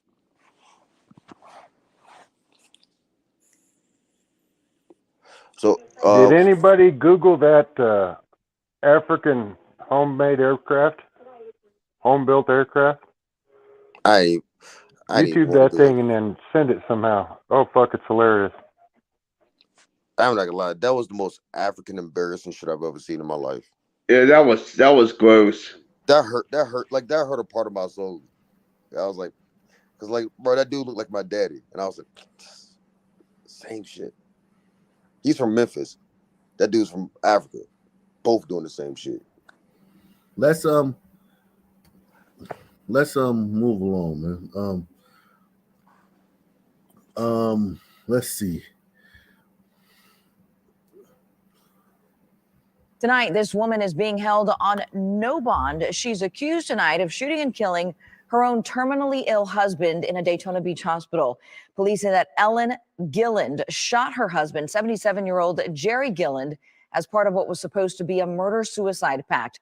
Watch 2 tonight. Gavin Geddes has the latest from court and spoke to a doctor who was also inside the hospital when those gunshots rang out. A doctor who was in the hospital when the shooting happened tells us everyone is still pretty shaken up by the whole thing, trying to process what happened. The suspect, Ellen Gilland, faced a judge Sunday and was told she will be held without bond. Ellen Gilland slowly makes her way inside the courtroom Sunday before the judge. So this little old glider lady doesn't get a bond. But fucking Pookie fucking shoot somebody down in cold blood and he gets. I mean, she shot her husband that was like dying himself. Yeah. Like crazy. maybe that was what he wanted. Bond. Yeah. Ellen Gilland slowly makes her way inside the courtroom Sunday before the judge announces her charges. You have been charged with 1 count of premeditated first-degree murder and 3 counts of aggravated assault with a deadly weapon. Gilland is being held in Volusia County under no bond. Daytona Beach police say she shot and killed her husband, 77-year-old Jerry Gilland, in his hospital room on the 11th floor of Advent Health Saturday morning. Officials say he was terminally ill and that he and Ellen made a pact 3 weeks ago to go through with a murder-suicide if his health worsened. One of the staff came running in like, clearly very agitated, saying this is not a drill. Dr. Joshua Horenstein was on the ground floor, the hospital's emergency department. He says at first, nurses got a code yellow alert. We don't really know, what do we do with a lockdown? And then came a code silver, which he says meant shelter in place. At that point, thinking it's a little bit more serious, but still not sure what to do. He and another nurse got into a supply closet and waited. After cleared from sheltering, he says the staff had to stay put on their floors for hours. I still had 20 patients to see in the hospital on various floors to go round on that I hadn't gotten to do. And it was just shut down. Tonight, many wondering how a gun made it into a hospital. Hospitals tend to be open, as you said, and they tend to have a lot of entrances and exits. Ben Scaglione has been in healthcare security for over 20 years and says screening everyone is usually a difficult and expensive process. When you have a metal detector, you have to staff it. Historically, hospitals have had it in their emergency department because that seems to be the most volatile area. In healthcare, generally, you train them the same scenario: run, hide, and fight. It might have been nice to know if I got a shelter-in-place alarm, what I should have done. Because I've never personally, I don't believe. Maybe it was part of the video, training I did 10 years ago, but nothing that strikes memory of what I was actually supposed to do. We are still waiting to learn if the hospital had any security weapon detection in place and how a gun made it into the hospital room. Reporting in Daytona Beach, Sammie Rodriguez, Watch 2 News. Dude, I DoorDash to hospitals all the time. Those nurses order daily and shit. And I'm in Arizona, we're constitutional carry and crap. I've never once seen a security guard screening people at any entrance ever. Am I crazy? I've never seen that shit either in any city. I used to work at Panera Bread that was attached to the U of L hospital. And I used to walk in there like nothing. But Learning more tonight about a deadly shooting in Orlando. If she would have had that shit More in tonight writing, about she would have been fine. Learning more tonight about a deadly shooting in Orlando. We first brought you this story as breaking news Friday, and now 34-year-old Willie Shade is being held on no bond. 30 what? That dude 34? My God. That nigga named Willie. This story is breaking news Friday, and now 34-year-old Willie Shade is being held on no bond after being charged with first-degree murder with a firearm in connection to the death of Zedekiah Lafayette. Investigators say that Shade was walking with the victim and another man at Maxwell Terrace on West Arlington Street when he threw Lafayette to the ground, shot him, and ran away. Hours later, Shade returned to the scene. Detectives were still there and took Shade into custody.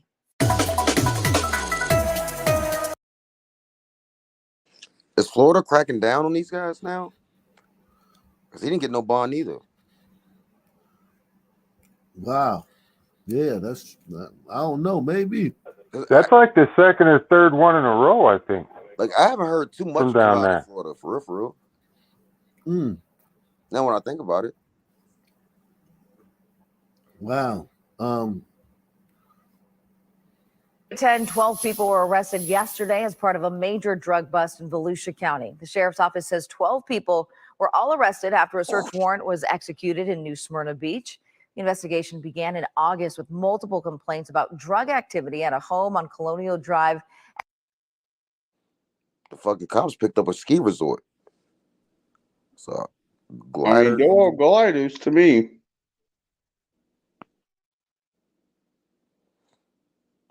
You think it was meth? It probably was meth.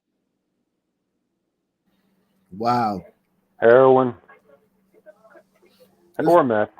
We got to see the teeth. Yeah, well, I gotta they both see some got teeth. shit teeth. I got shit teeth. I'm going with meth. And Yeah, I I'm never looking at- did a drug. I'm looking at Charles Powers, and I'm like, yeah, that's meth. I would go with the same team, meth. These some rough looking gliders, man. They'll stab the shit out of you. These are some rough. Whew. Yeah, what's sad that first guy on the right there, he was probably only about 35. The girl in the middle, I smashed though. Really? What's that? Your Felicia? Dillas? That's Felicia. That's a brave man. Your Dillas Soares? Yeah, smash. Yeah. I got a thing for yellow bones.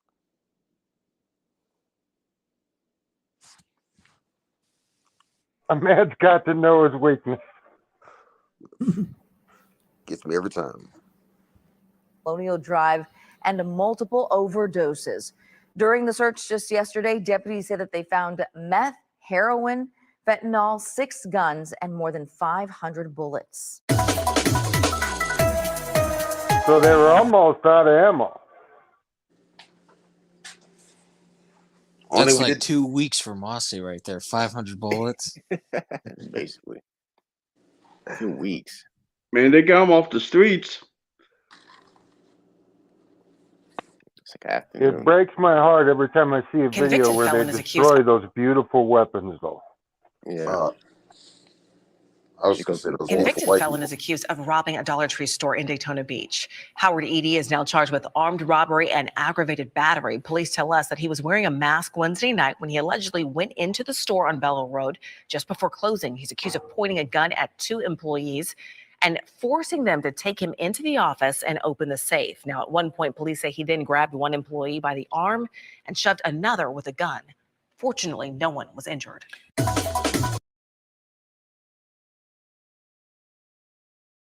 No, just a Dollar Tree robbery. No run in the mill Dollar Tree robbery. Nothing to see there. Yeah, this little area down here is pretty. Whoa, a lot of fucking. Also new tonight, twin brothers are in jail, accused in a robbery and sexual battery. They tell us that Stephen and Justin Montijo, both twins, walked up to a woman waiting for a lift home outside an Osceola County bar last month. They threatened her and got into the car with her when it arrived. Now, when they got to her apartment, the two attacked her and ransacked the apartment. They are now facing charges tonight, including robbery, false imprisonment, and sexual battery. You're not sending us your best, man. Some bad hombres. Yeah, it's some bad hombres, man. They should get the death penalty. Yeah, that was a rough one, man. You know what though? The I brought problem up is, the though, hammer time the other day, and I don't know if anybody liked it or not. see, down in Orlando and Florida, there's more Cubans than Mexicans. Yeah. And those two are totally different vibes. Yeah. Oh, here goes a good one. An ambush and attempted carjacking led to a shootout at a Seminole County bar. Now the man accused in the attack is dead. West Shoe's Anika Hope joins us live near George's Tavern along 11th Street and French Avenue. Anika, police say the suspect was waiting for his victim.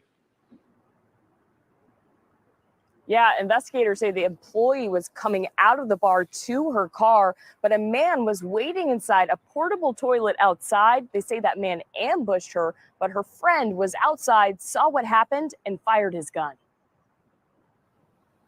I heard a pow, pow, pow. And then I kind of like a hesitation, and then I don't know if it was another couple of them. This woman asked us not to identify her. Sanford police say those shots were fired at George's Tavern off French Avenue around 2 a.m. Thursday. It had to have been at least 3 or 4 that I actually might have heard, but it woke me up out of a dead sleep. Police said an employee was closing up the bar for the night. She had a male friend waiting in the parking lot for her to finish her shift and get in her car safely. But police say someone else was waiting too. Investigators say surveillance footage shows a man hid in a portable toilet near the woman's car. They say he ambushed and attempted to attack her when she tried to get in her car. But the male friend waiting nearby saw what was happening and shot the attacker. Police say the... What do you think about that, Marcy? This your type of story, Marcy. It's a Marcy special. I think Homeboy gets the key to the city. I think it's good she had a friend with her, watching her back. See, that's what I'm talking about, Marcy. Like, you actually have to shoot the guy. You know what I'm saying? Like, It jumps out at you fast. Like, that guy had no idea that somebody was going to jump out of a porta potty and attack that woman. When I've had women do that, where they say, you just make sure I get to my car safe. You know, you just stand right there, and then when she hit the horn when she's about to pull off, and then you go 1,000 out of 1,000 times, nothing ever happens. You can do that 1,000 times, and nothing will ever happen until the time that guy jumps out of a porta potty, and you got to pull that gun out, and you have to actually shoot him. What you thought I was always talking about, just brandishing a gun? No, what I'm talking about is like you make it seem like it's so easy. Like that guy jumps out of a porta potty. Your brain has to register that. Yeah. It's the same way you think about avoiding a car accident. You play it. You can play it in your mind. What kind of stuff can go wrong when you're on the road? And you think about you think about your own reaction time, what your skill level is. And you have to figure out over time before it ever happens, can I react fast enough to avoid a car, to brake fast enough, to downshift? It's the same method that you use with defensive shooting. You think about if someone comes around the corner, if there's someone I can identify they have a weapon, is it really a gun? Is there a chance that I could actually take a shot and survive? Are there any other people around? Could there be people who could get in my way? Would I be able to get a clear shot? And you think about it enough times, and you practice operating with whatever you're carrying, to where it becomes muscle memory. And then when it happens, you quickly you basically do all that calculus in your mind right there on the spot, and instantaneously you act. But that's only because you thought it through all the time. Your brain shuts off and your adrenal system takes over. Your muscle memory. Yeah. Near the woman's I avoid a lot of car accidents They that say way. he ambushed and attempted to attack her when she tried to get in her car. But the male friend waiting nearby saw what was happening and shot the attacker. Police say the man who attacked her died. I know people that go over there that are my friends. My friends could have been in there. Investigators are calling this an attempted carjacking. Right now, no one is facing charges. George's Tavern told us they did not want to comment, but customers said this was a surprise at a place where they always felt safe. This is really a shock, really a shock. Now, police have not said if the man who died was armed or not. They're still working to identify who the man is at this time. They're also asking. What if it's a sudden man? It seemed like this is a white area, but what if it's a sudden man that just came over there to prey on them? Then now you got real problems, you know? I guess, but why take a chance? Because it's easier. It's easier to prey on them than to prey on the dudes in your neighborhood. So if you just try to get your experience up, they're the best target.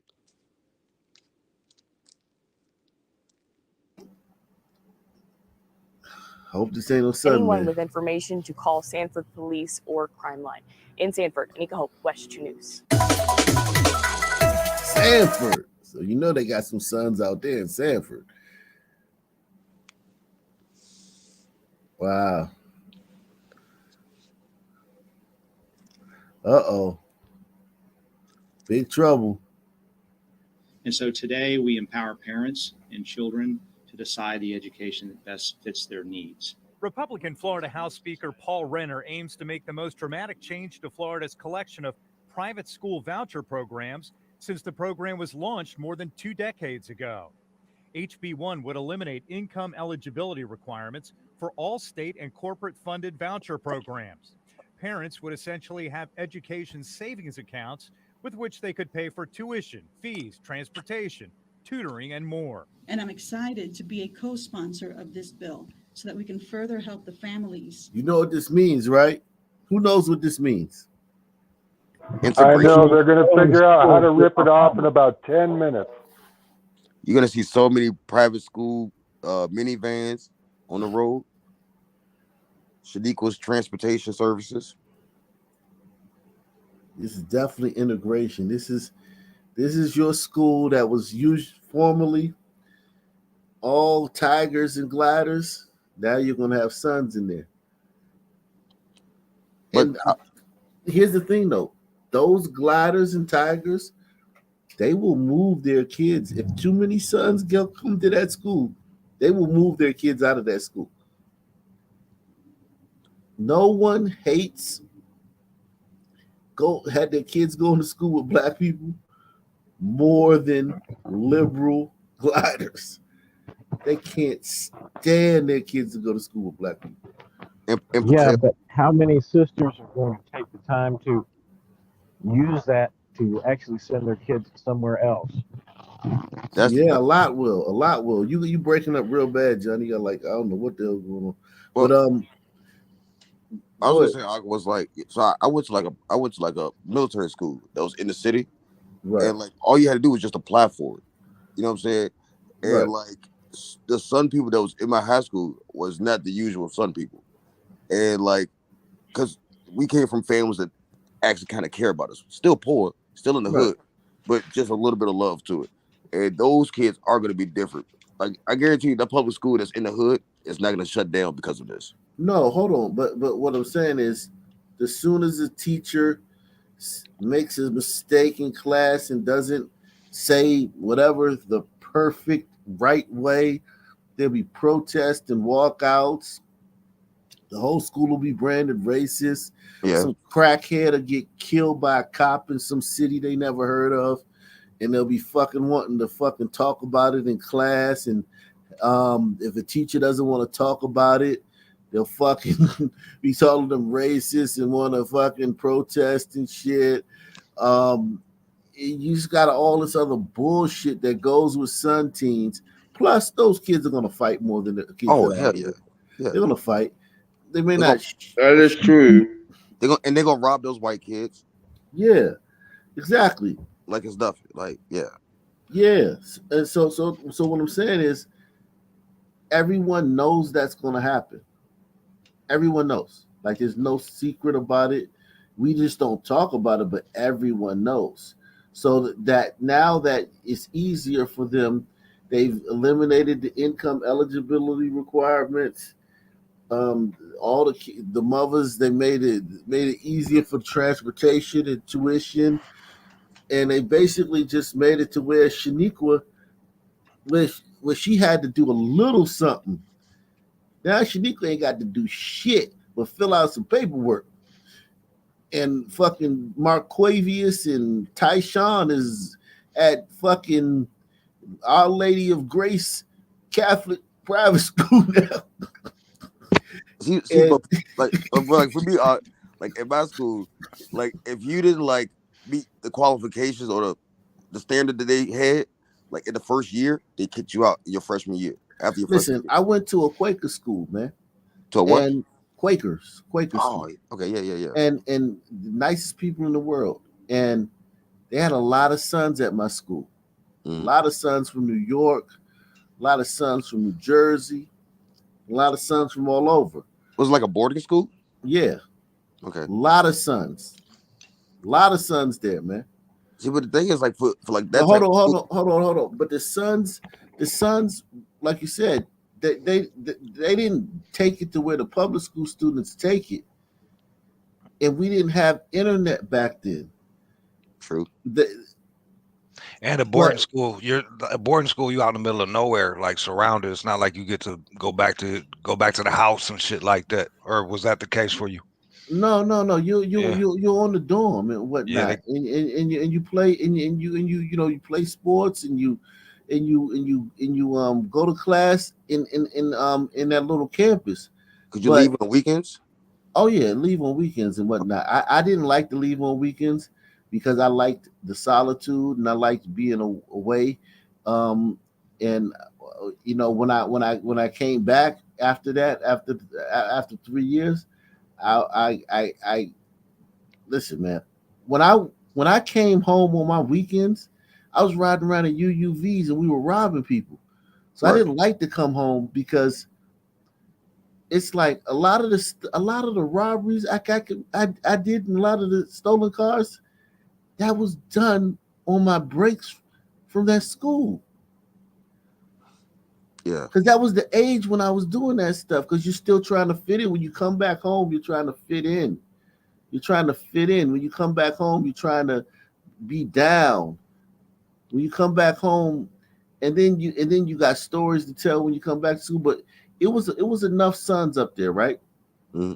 And it was a different era. Now, this era at that same school, they had a whole fucking racial thing a few years ago. Like my school is one of the best basketball programs in the country, right? We played against Bronny James team, Sierra Canyon and shit the other day. But they get all those baller niggas from like PG County and shit. No. This is in Pennsylvania.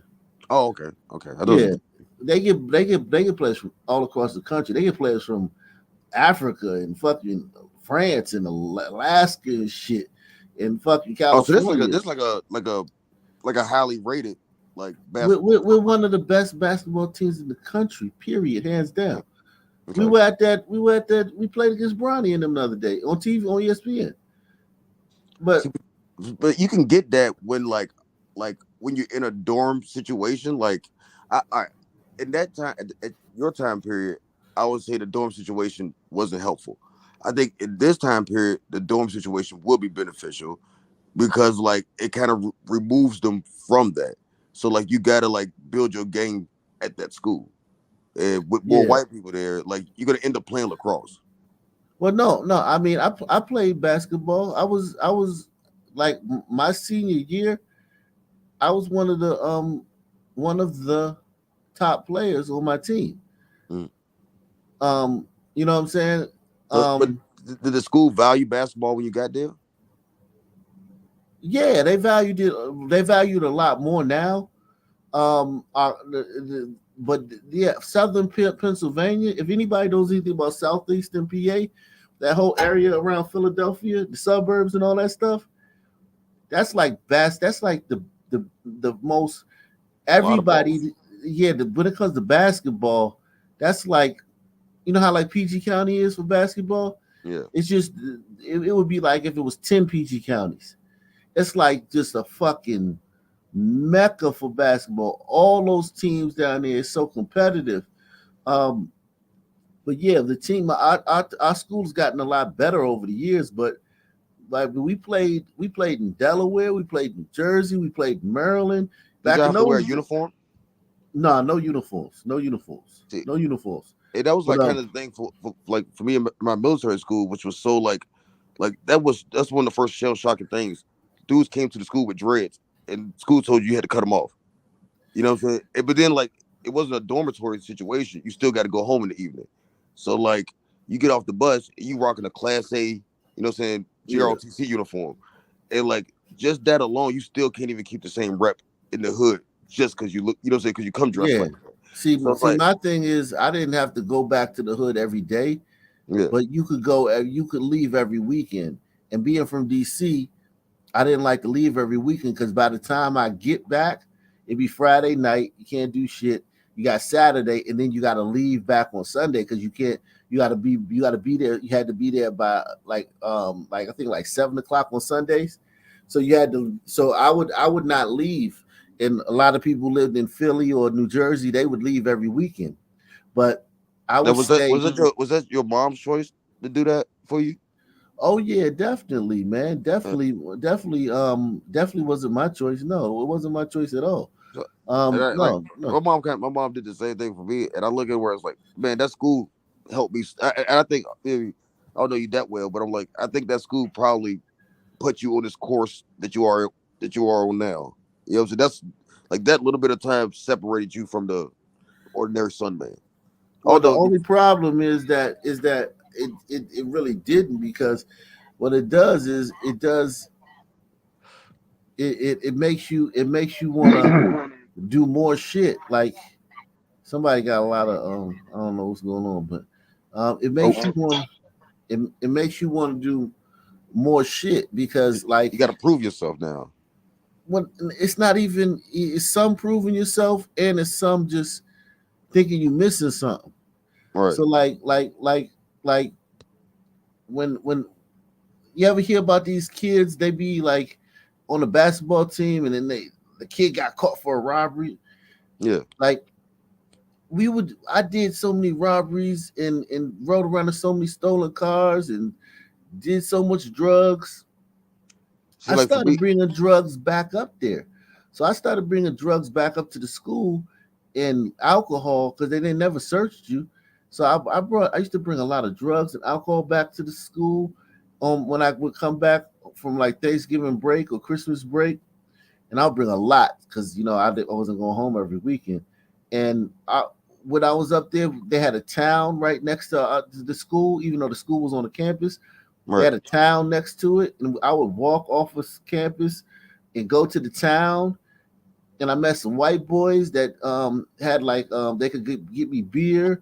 And I would go over to their little hood and whatnot and get them to buy me beer. And then I would go on the weekends. I would go into Philadelphia and catch the Scepter because the Scepter came all the way out there. So I would catch Scepter into Philadelphia and just go around Philadelphia and shit, and not like around the hoods, but around South Street, Broad Street, shit like that, and and hang out down there. I would never go into the fucking hoods, but I would be right down there. In the Philly, everything's hood, so you didn't have to go to the hood. Everything's hood, but I would be on South Street and shit like that, and it was the greatest 3 years of my life, man. It was the greatest 3 years of my life, without a doubt, man. But what I'm saying is, sons, we always bring a little bit of degeneracy to this. Yeah. We come. You know what I'm saying? So it's like the more of us, the not better. Yeah, yeah.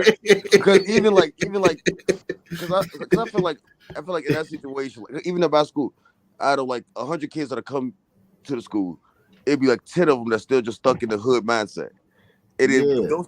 those 10 are still stuck in the hood mindset, It other rubs 90, off. It rubs yeah, off because one thing about it with sons, we gravitate to the lowest common denominator. yeah, So yeah, like at that school, the degenerate or the ones from like because we had kids from all over the country. You had kids from Brooklyn, oh, Newark, Philadelphia. You had kids from all these cities, and so it's like they brought their own little ways there with them. But was the most school of them was built good kids. Most of them for was good kids. like inner city kids, or was it like No, it's Quakers. It was built. Everything there was had the mindset of it was for gliders.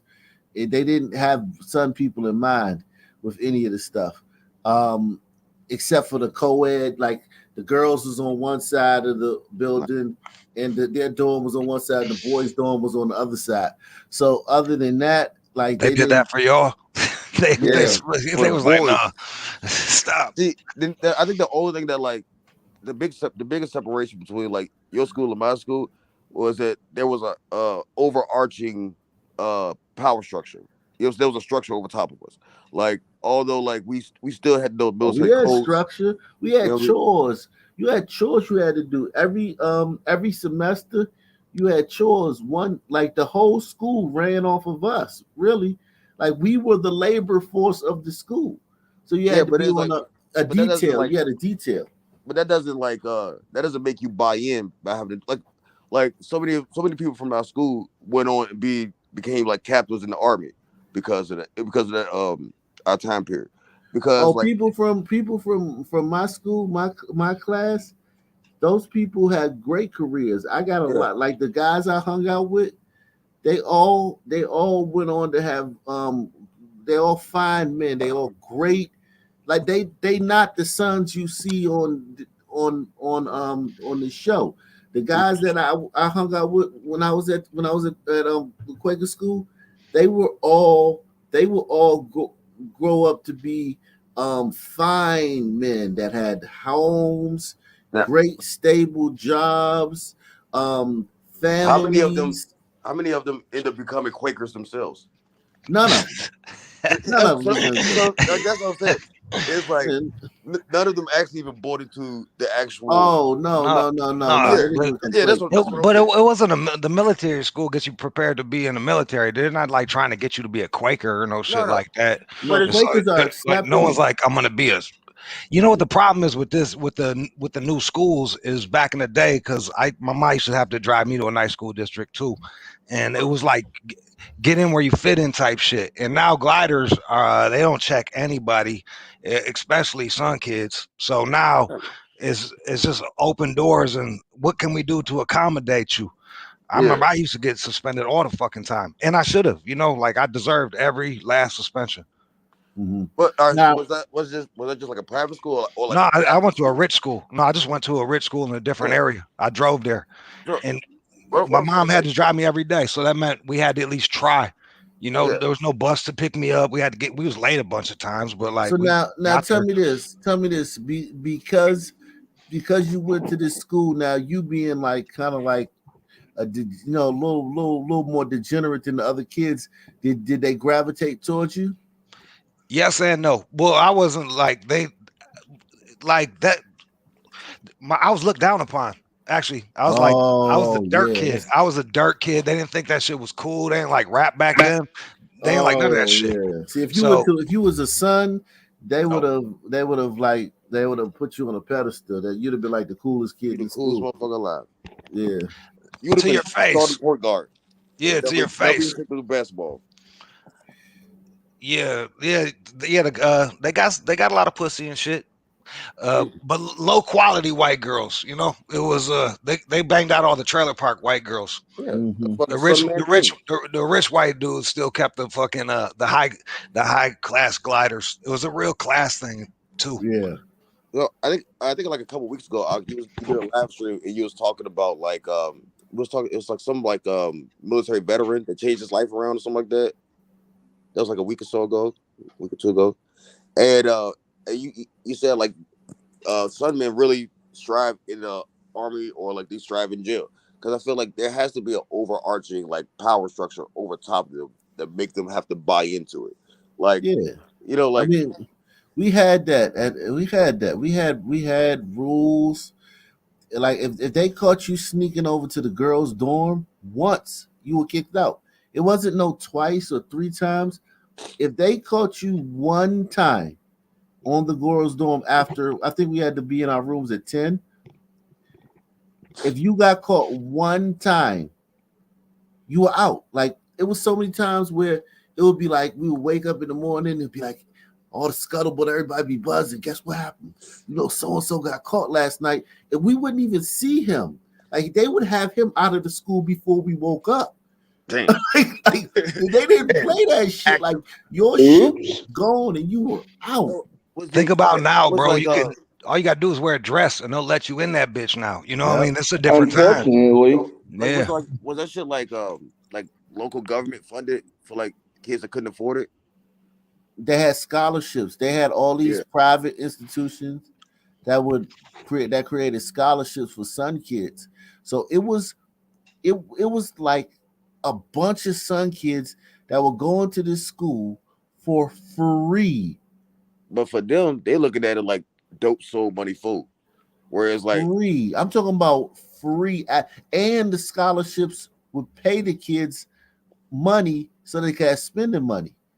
So the kids would get spending money, and they would get money for like clothes and money for stuff, and they would get a check like it was like welfare, but they would get a check from the foundation, and they would get their tuition paid free. And they all got paid on the same day.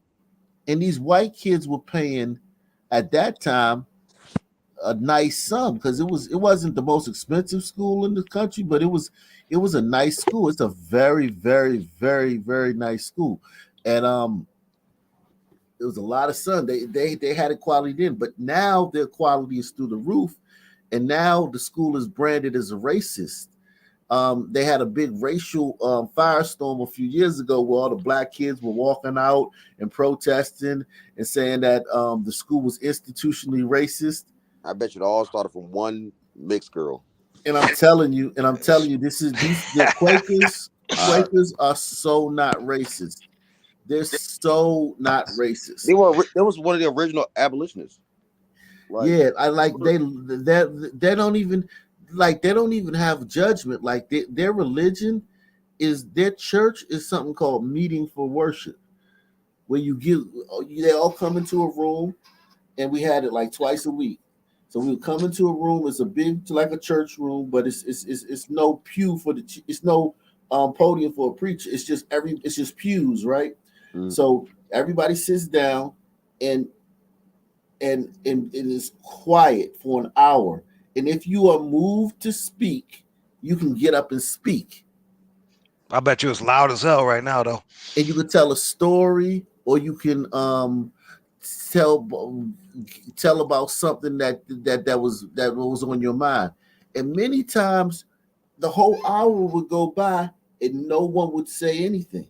It'd just be the entire school, all the teachers, all the staff, people from the community, sitting there in silence for an hour. But now today, it's a yellow chick with curly hair talking about 400 years ago, saying silence is white supremacy. Yeah, and shit. Silence is violence. Yeah, it's 400 years ago.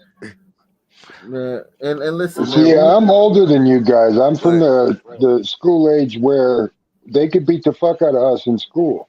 No, Indiana. Yeah, same with us too. I remember when they stopped. See, the military school, I went to the nuns first, right? So I went from nuns to military school to junior high school in Wyoming. That was it. I was in a paddle area. So do you still take some of the lessons that you learned, even if you're not religious fully or anything like that, but do you take some of the learning and knowledge and practice and put it into practice in your life today? I was going to be a priest. See? No shit. So you bought it. I was an altar boy and everything. Into the system. And that's what I'm saying. I was an altar boy and everything.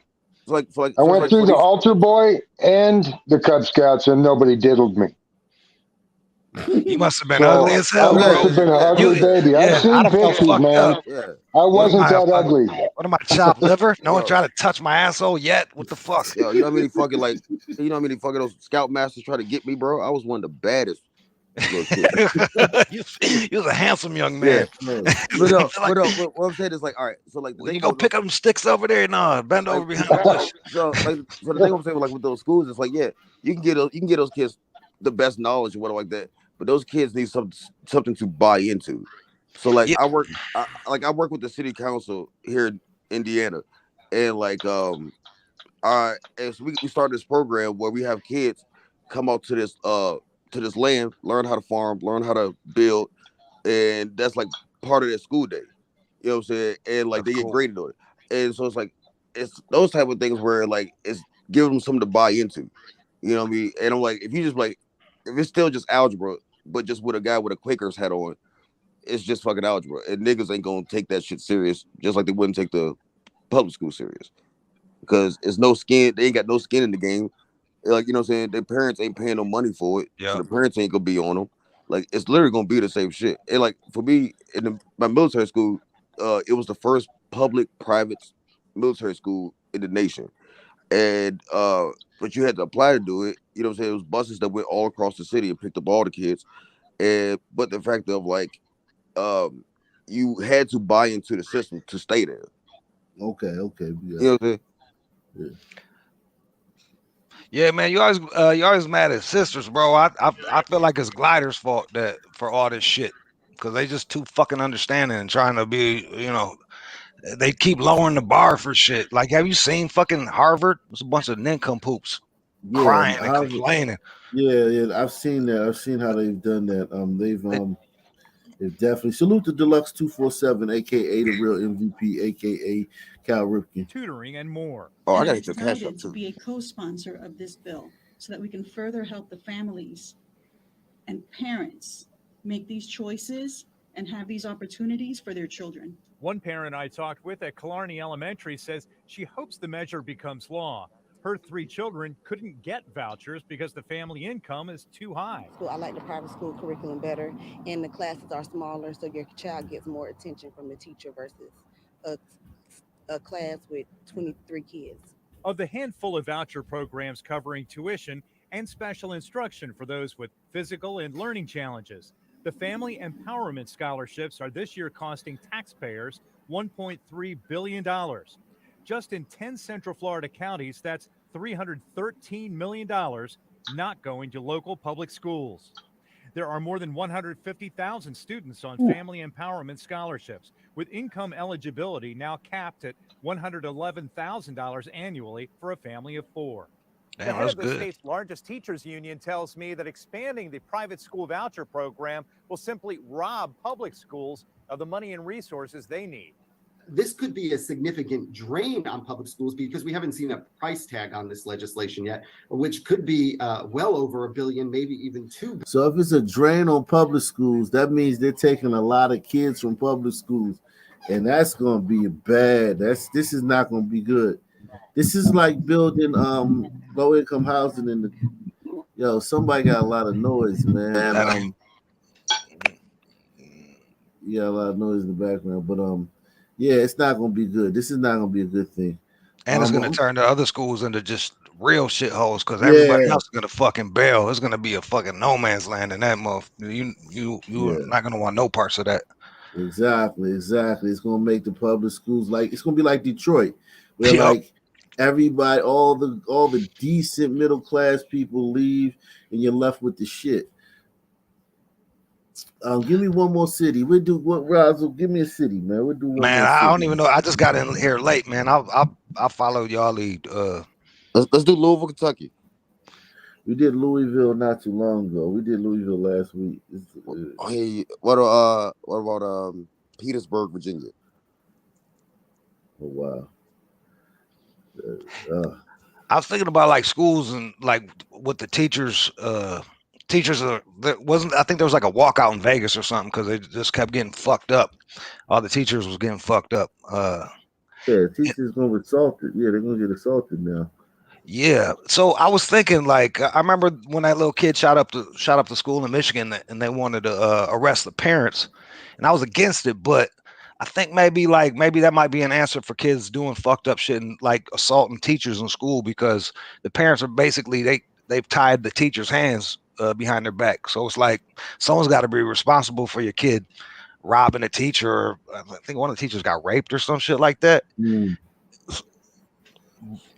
People like some women don't care about their kids like that, so Yeah, they'll that's why fuck that bitch. they would they'll throw those kids underneath the bus if it came between, you know what I'm saying, like them and the kids. If the kid did some shit, she ain't going for that shit. That's what I'm saying. Like hold the kids accountable if they're assaulting teachers in school, because they basically snipped the nuts off of fucking teachers. I watched that dude fight some guy in a band or some shit like that. You see the black guy fight the Mexican kid? Yeah. He only had one hand. He could only swing with one hand. Yeah, so I felt for that dude. Like, what are you supposed to do now, man? You got this kid fucking, you just calling you out your name in your face, not doing shit. Like, He gonna I lose was his happy job when he because of socked that. him. Yeah. But yeah. for that, Salute to Dante. Salute that to was that. Okay, that's you. Okay, yeah, man. Let me move along, man.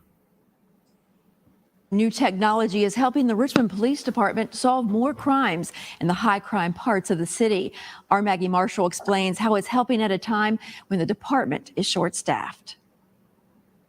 Driving through Richmond, you may have noticed these black poles with cameras popping up. They're called flock cameras, and they belong to the Richmond Police Department. They capture any type of crime that we are looking for. Anything from auto thefts to robberies to shootings, anything that we need. Major Ronnie Armstead with RPD says it's important to know they aren't just like a normal security camera. They're license plate reader cameras, but they're not live time. That means that they don't continuously record.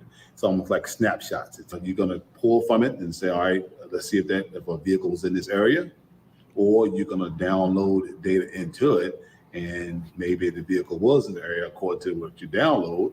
Or when you do download your information, later that vehicle might come through there, and then you'll know if that vehicle came through past one of your flock cameras later. RPD says the department received a $75,000 grant from the Virginia Association of Chiefs of Police to get them. They started with 10 as a trial run over the last year, and they found them so useful that they bought 26 more. Anything from automobile thefts to description of robbery suspect vehicles, anything shootings.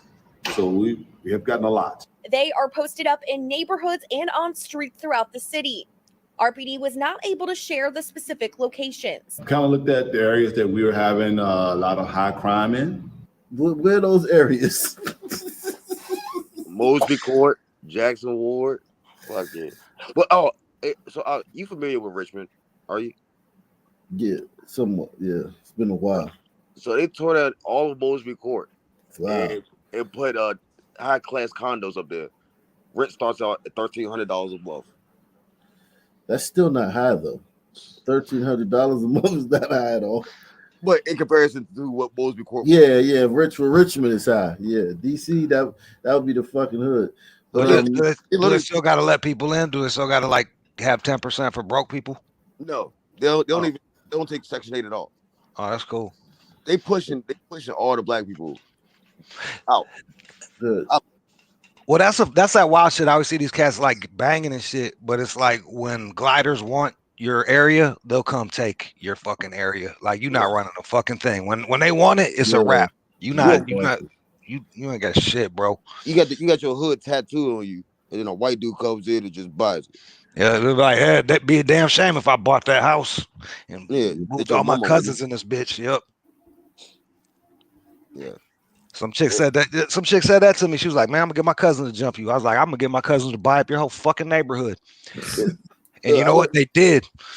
Yeah. Highland Park, Cali ain't the same no more. Wow. Dude, I went back to fucking Richmond for Thanksgiving, and like while I grew up in the hood, totally changed. All gentrified now. You know what I'm saying? And I was like, shit, I think I may move back now. It was a Chipotle down the street from like where I used to live at. Let me move on. And that's how we chose areas that we wanted to with these cameras. It's a tool they are finding to be crucial for catching crimes, especially in a time when they are short-staffed. An extension of the police arm. It's an ability for us to. It's part of our. It's a strength. It strengthen us in ways because, like I said, we are short. You know, that's like all agencies are. So it has strengthened our forces. It reinforced what we don't have. In Richmond, I find that problematic because instead of really dealing with a fucking with the core issue, they're just getting us used to even more and more state surveillance, and that's my conspiracy theory shit. But I don't like it. I think the state surveillance though is like it's gotta be. You have to, like, you literally. They don't lock nobody up anyway. So what's the fucking point of filming this shit? It's like, all right, we found out who that was. All right, if he murders somebody, let me know. Like, it don't fucking matter. Like that bus with 52 camera angles. Yeah, I mean, but you those are only the things that make the news. Like, it's tons of crimes that they that they solve with that stuff. You only hear about, like, we're not this stuff that's on the news is just a like a sample size of what's going on in these cities. Heather Moore is an absolute hero. Officials say the loss of life could have been worse if not for the actions of that employee and law enforcement. Body camera footage shows armed officers searching aisle by aisle for an active shooter inside a Walmart store in Evansville, Indiana. Back up, let's go. It all started Thursday night. Investigators say ex-Walmart worker, 25-year-old Ronald Mosley. Well, they can't hang him. He ain't got a fucking neck. Oh, my God. Inside a Walmart store in Evansville, Indiana. Back up, let's go. It all started Thursday night. Investigators say ex-Walmart worker, 25-year-old Ronald Mosley, entered a staff break room with a 9mm handgun and shot an employee in the face. Officers arrived within minutes of the first 911 call. As you can see, officers are running inside the store. They're not waiting. They're not trying to develop a plan. They are just running straight into the store. And that is how we train in an active shooter. And then a week from now, they pull over a Sun man who's been fucking driving on the sidewalks for 30 minutes. And the fucking Sun man wants to fight. So they have to fucking make a fucking, a rough arrest. The Sun man fucking dies later on, a week later in the hospital, and all these same cops that just ran in this fucking grocery store with this active shooter are all branded racist and either suspended or fired. Situation. And then police say the suspect repeatedly shot at officers, and they fired back. He's got the gun in his hand, guys. Don't ground. Drop it!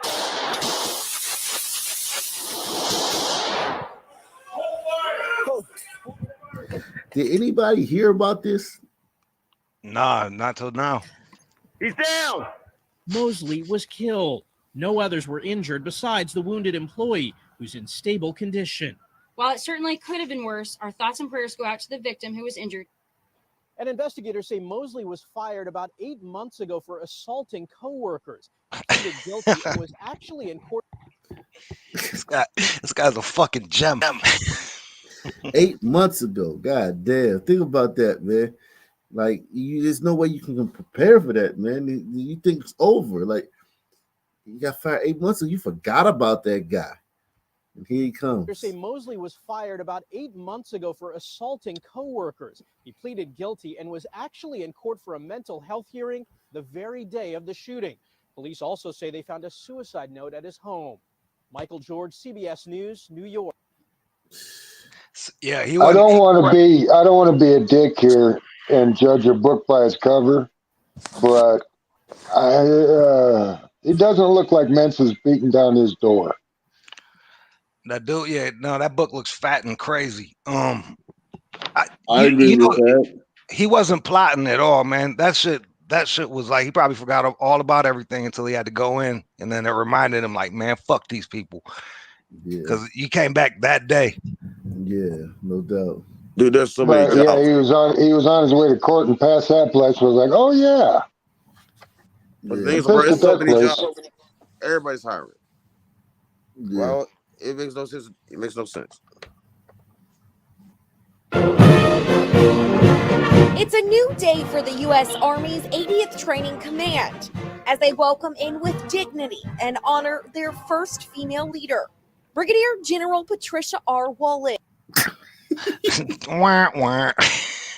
Diversity hire, Brigadier Deer Comet. Wow. Ack, you're gonna make This me is take sad. medication, man. Jesus, this is painful. Yo, this is your life. What was that show back in the 70s? This is your life. This is your life.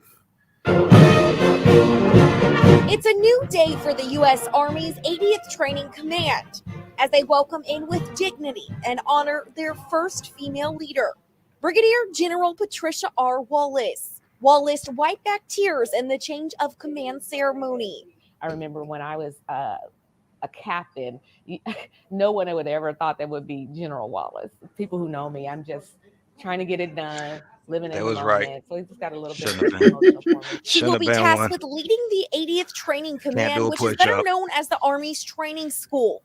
It's headquartered here in Richmond, but has hundreds of facilities. Oh shit! Who's this chick? God damn, sisters. In Yeah, 10 man. years, the whole army's gonna be sisters. It's gonna be like what's that movie? The Goji, the Woman King, the whole U.S. Oh Army. yeah. Oh, I thought you was talking about the homie movie, bro. Sorry, everybody. It's gonna be like the Woman Oh, King. peace, in Mozzie. 10 years. Yeah, man. Shit. Can't run a household. Try the military. Right. In 48 states with more than 4,000 instructors. Wallace is decorated in her achievements and is seasoned with decades of experience. Many experiences that include leadership roles. Came for opportunity to get money to go to school. And then as the Army does, every few years there was another opportunity to excel, to get education. Wallace took time to reflect on the significance in this new role and how it can inspire others. I want you to find your purpose and what you want to do in life and go after it and just keep at it. There will be bumps in the road, but reach out to me, your squad, your team, and we'll help you get through it. She hopes to also pave a path forward for more women in leadership. Right now, women only make up about 22% of the command. It does come with some influence. Yeah, but that's 22% too much, man. Unfortunately. I mean, but what's the percentage of women in the Army in general? I don't think it's that much higher than that itself. It shouldn't be. It should be, man. I mean, 1 out of every 5 commanders in the Army. That's crazy, dog. No, yeah, man. And like, they're going after like working class kids, hood kids. I wonder how they feel about having they just trying to look up to somebody. You like you said, was it Trap? Like you using this military shit. How'd you feel about taking orders from that lady, telling you to hope and dream? So I actually ended up going into the Army after I graduated from the high school, and I can tell you that there's a lot of people that get captain roles just because they go to college. Like if you get a degree in the Army, you immediately go up to officer. To officer, yeah, and Wow. Just off that. So a lot of the younger Just people, on having the college. So wow. So a lot of the sergeants and shit like that, sergeants that went to so they went through shit for real, saw combat, they don't respect them at all, but they got to. Yeah, that's why how Cass was getting murked in Nam and shit, having to deal with them rich dudes coming in telling them what to do. It wasn't until 9/11. It was after 9/11, more like we was fighting in Syria. Nah, man, I think they've been using a class system in college system to have rich people come in and tell people what to do, while grunts that know more about the thing just got to take orders. And those officers don't even have to go through real basic training.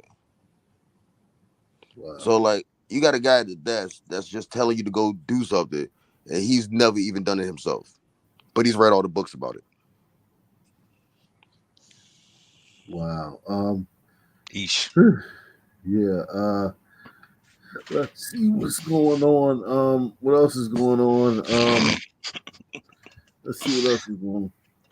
Crime Insider sources confirming late this afternoon to me that handgun was loaded. Police saying the student got combative with the school resource officers and administration when he was told to produce the gun.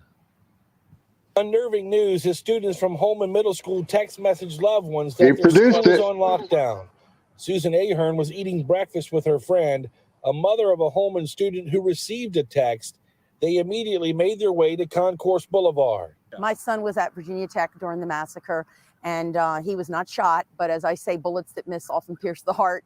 He's a bond trader in New York now, and if that topic comes up, he will literally tear up a grown man. Henrico police say an anonymous tip is why a school resource officer and administrators asked the student to produce the gun. Located the individual, but that's when a struggle ensued. The officer hits a Mayday button for backup to quickly arrive. We have the ability to call for additional assistance by hitting that on our radio. It's a safety feature for officers, our first responders, and it was activated. No shots fired, no injuries. Henrico police charging the boy with 3 serious weapons charges. Crime Insider sources tell me the student is a 12-year-old 7th grader, and the gun was loaded. It's just terrifying. Yeah, He started taking that shit. Yeah. Is this the same kid that brought bullets to school the day before? No, he was 6. That's the 6-year-old. Jesus Christ. That was Newport News. This is Richmond. But Henrico was like the suburbs. Like right here. Henrico's right there though. It's not far. Henrico is like literally across the street from Richmond. But it's like once you get past like the northern part, like north side of it, you get past Laburnum Avenue and all that, then it becomes like super. You know what I'm saying? It becomes super chill. Goes to the suburbs. Yeah, but it's a part of Henrico that's near the city. That's kind of hood, man. I think this is a glider. Yeah, this is a glider area, but the whole county isn't. The whole county isn't like this. Some of the county's black. Anybody that says the number one cause bullet pierces your heart thing or whatever the fuck she said, that's a glider ass school, bro. She's been thinking about that for months. Yeah, she got out that bleeding heart bumper sticker quote. Yeah. I'm surprised she didn't say copyrighted by it. As I say, gun violence is the number one killer of children today. Now, the lockdown went quickly to a lock and teach situation. Police praising the anonymous tipster this afternoon, adding the investigation is ongoing. You gotta mute yourself, Razzle. Sorry, I was trying to mute myself. All right. You heard that? They got an anonymous tipster. That's how you know it was. That's how you know it wasn't a Sun school. Yeah, that's good, man. Man, you see that lady? That's what I'm saying. Gliders are the problem. White glider women are the worst, dog. They're ruining everything. Exactly, man. I agree with you on that. Yeah, man. Like I've been talking to my brother. I was like, man, this next generation of glider kids are not gonna be taking this shit. Like, yeah, right. You're fucking crazy. Are you crazy? It's gonna be a big divide. It'll be a big divide of some people taking that shit and not. I noticed that all the gliders on here are usually from like working class areas or from the hood or some shit like that. Yeah, and they not having it here. These gliders here, though, bro, is not a reflection of the society. These gliders here are anomalies. I think even conservative gliders would find this channel a bit too much, man. Nah, man, they'd be like, yeah, man, tell them. That's what they be thinking. Everybody thinks this shit. They're just afraid to say it. Yeah, that's why I love coming. That's why I love this channel. Justice for Earl. Justice for Earl. Earl Moore Jr.'s family is vowing to make sure the paramedics charged with his death are held accountable. They treated my son like he was an animal. My God. He was human. Thursday, their legal team, including civil rights. Was he acting like an animal? Wrongful death suit against Peggy Finley, Race baiter, Cadigan, and their employer, Lifestar Ambulance Service. All right. Think about it. These people went to work that day to fucking save people, and fucking now they're fucking fighting for their lives. And they act like this is the first black dude they came across and shit. Was Right, like, you know, yeah. fuck that guy, man. I don't know what to do with him. His hair is weird, man. Why is his palms pink? I'm not Yeah. helping no pink palm motherfucker. I don't trust him. Like, And stop. that's why I say the next generation of gliders, because that's somebody's grandpa that's going through that. Yeah, it is amazing. I hate that they do that, man. That they act like, especially with a cop, like it's a cop in Baltimore, and they try to act like whatever case he's involved in now was the first time he ever saw a black person. It's like, come on, he's a cop. It don't matter if you're a cop in Utah, Salt Lake City. If you're a fucking cop, you're encountering black people 24/7. All day. Peter Cadigan and their employer, Lifestar Ambulance Service. All right. It was the same day the paramedics appeared in court by video link from jail on charges of first-degree murder. You're gonna have to walk because we ain't carrying you. Police body camera video captured Finley and Cadigan responding to Moore's home last month after he called 911 himself. Sit up. Sit up now. Oh my God. I am not playing with you tonight. Well, maybe how many times? I would like to know how many times they've been here, because that's important. Because this sounds like a relate. This doesn't sound like this is somebody who they don't know. I would be shocked. Now, if they're talking to a guy that they don't know like this is absurd. But if this is somebody that they've been to the house multiple times, they got a rapport with, I don't know. We'll see. Sit up. There we go. They're accused of killing the 35-year-old by strapping him so tightly face down on a stretcher that he suffocated. When you look at that video, the reason it's so shocking is because they offer Earl no consideration. The video speaks for itself. But Finley's attorney, W. Scott Henkin, says the video proves his client did not commit a crime. It's tragic. A lot of tragic things happen in life. They are not necessarily criminal. And this is one of them. Edward Unsel is representing Cadigan. I don't see where the probable cause exists that a crime has occurred. But ordinarily, even when you have such a tragedy as the death of Mr. Moore, ordinarily the venue for these would be as Crump is filed, as a wrongful death case. We're told. Yeah, no matter what they do, they're overcharging.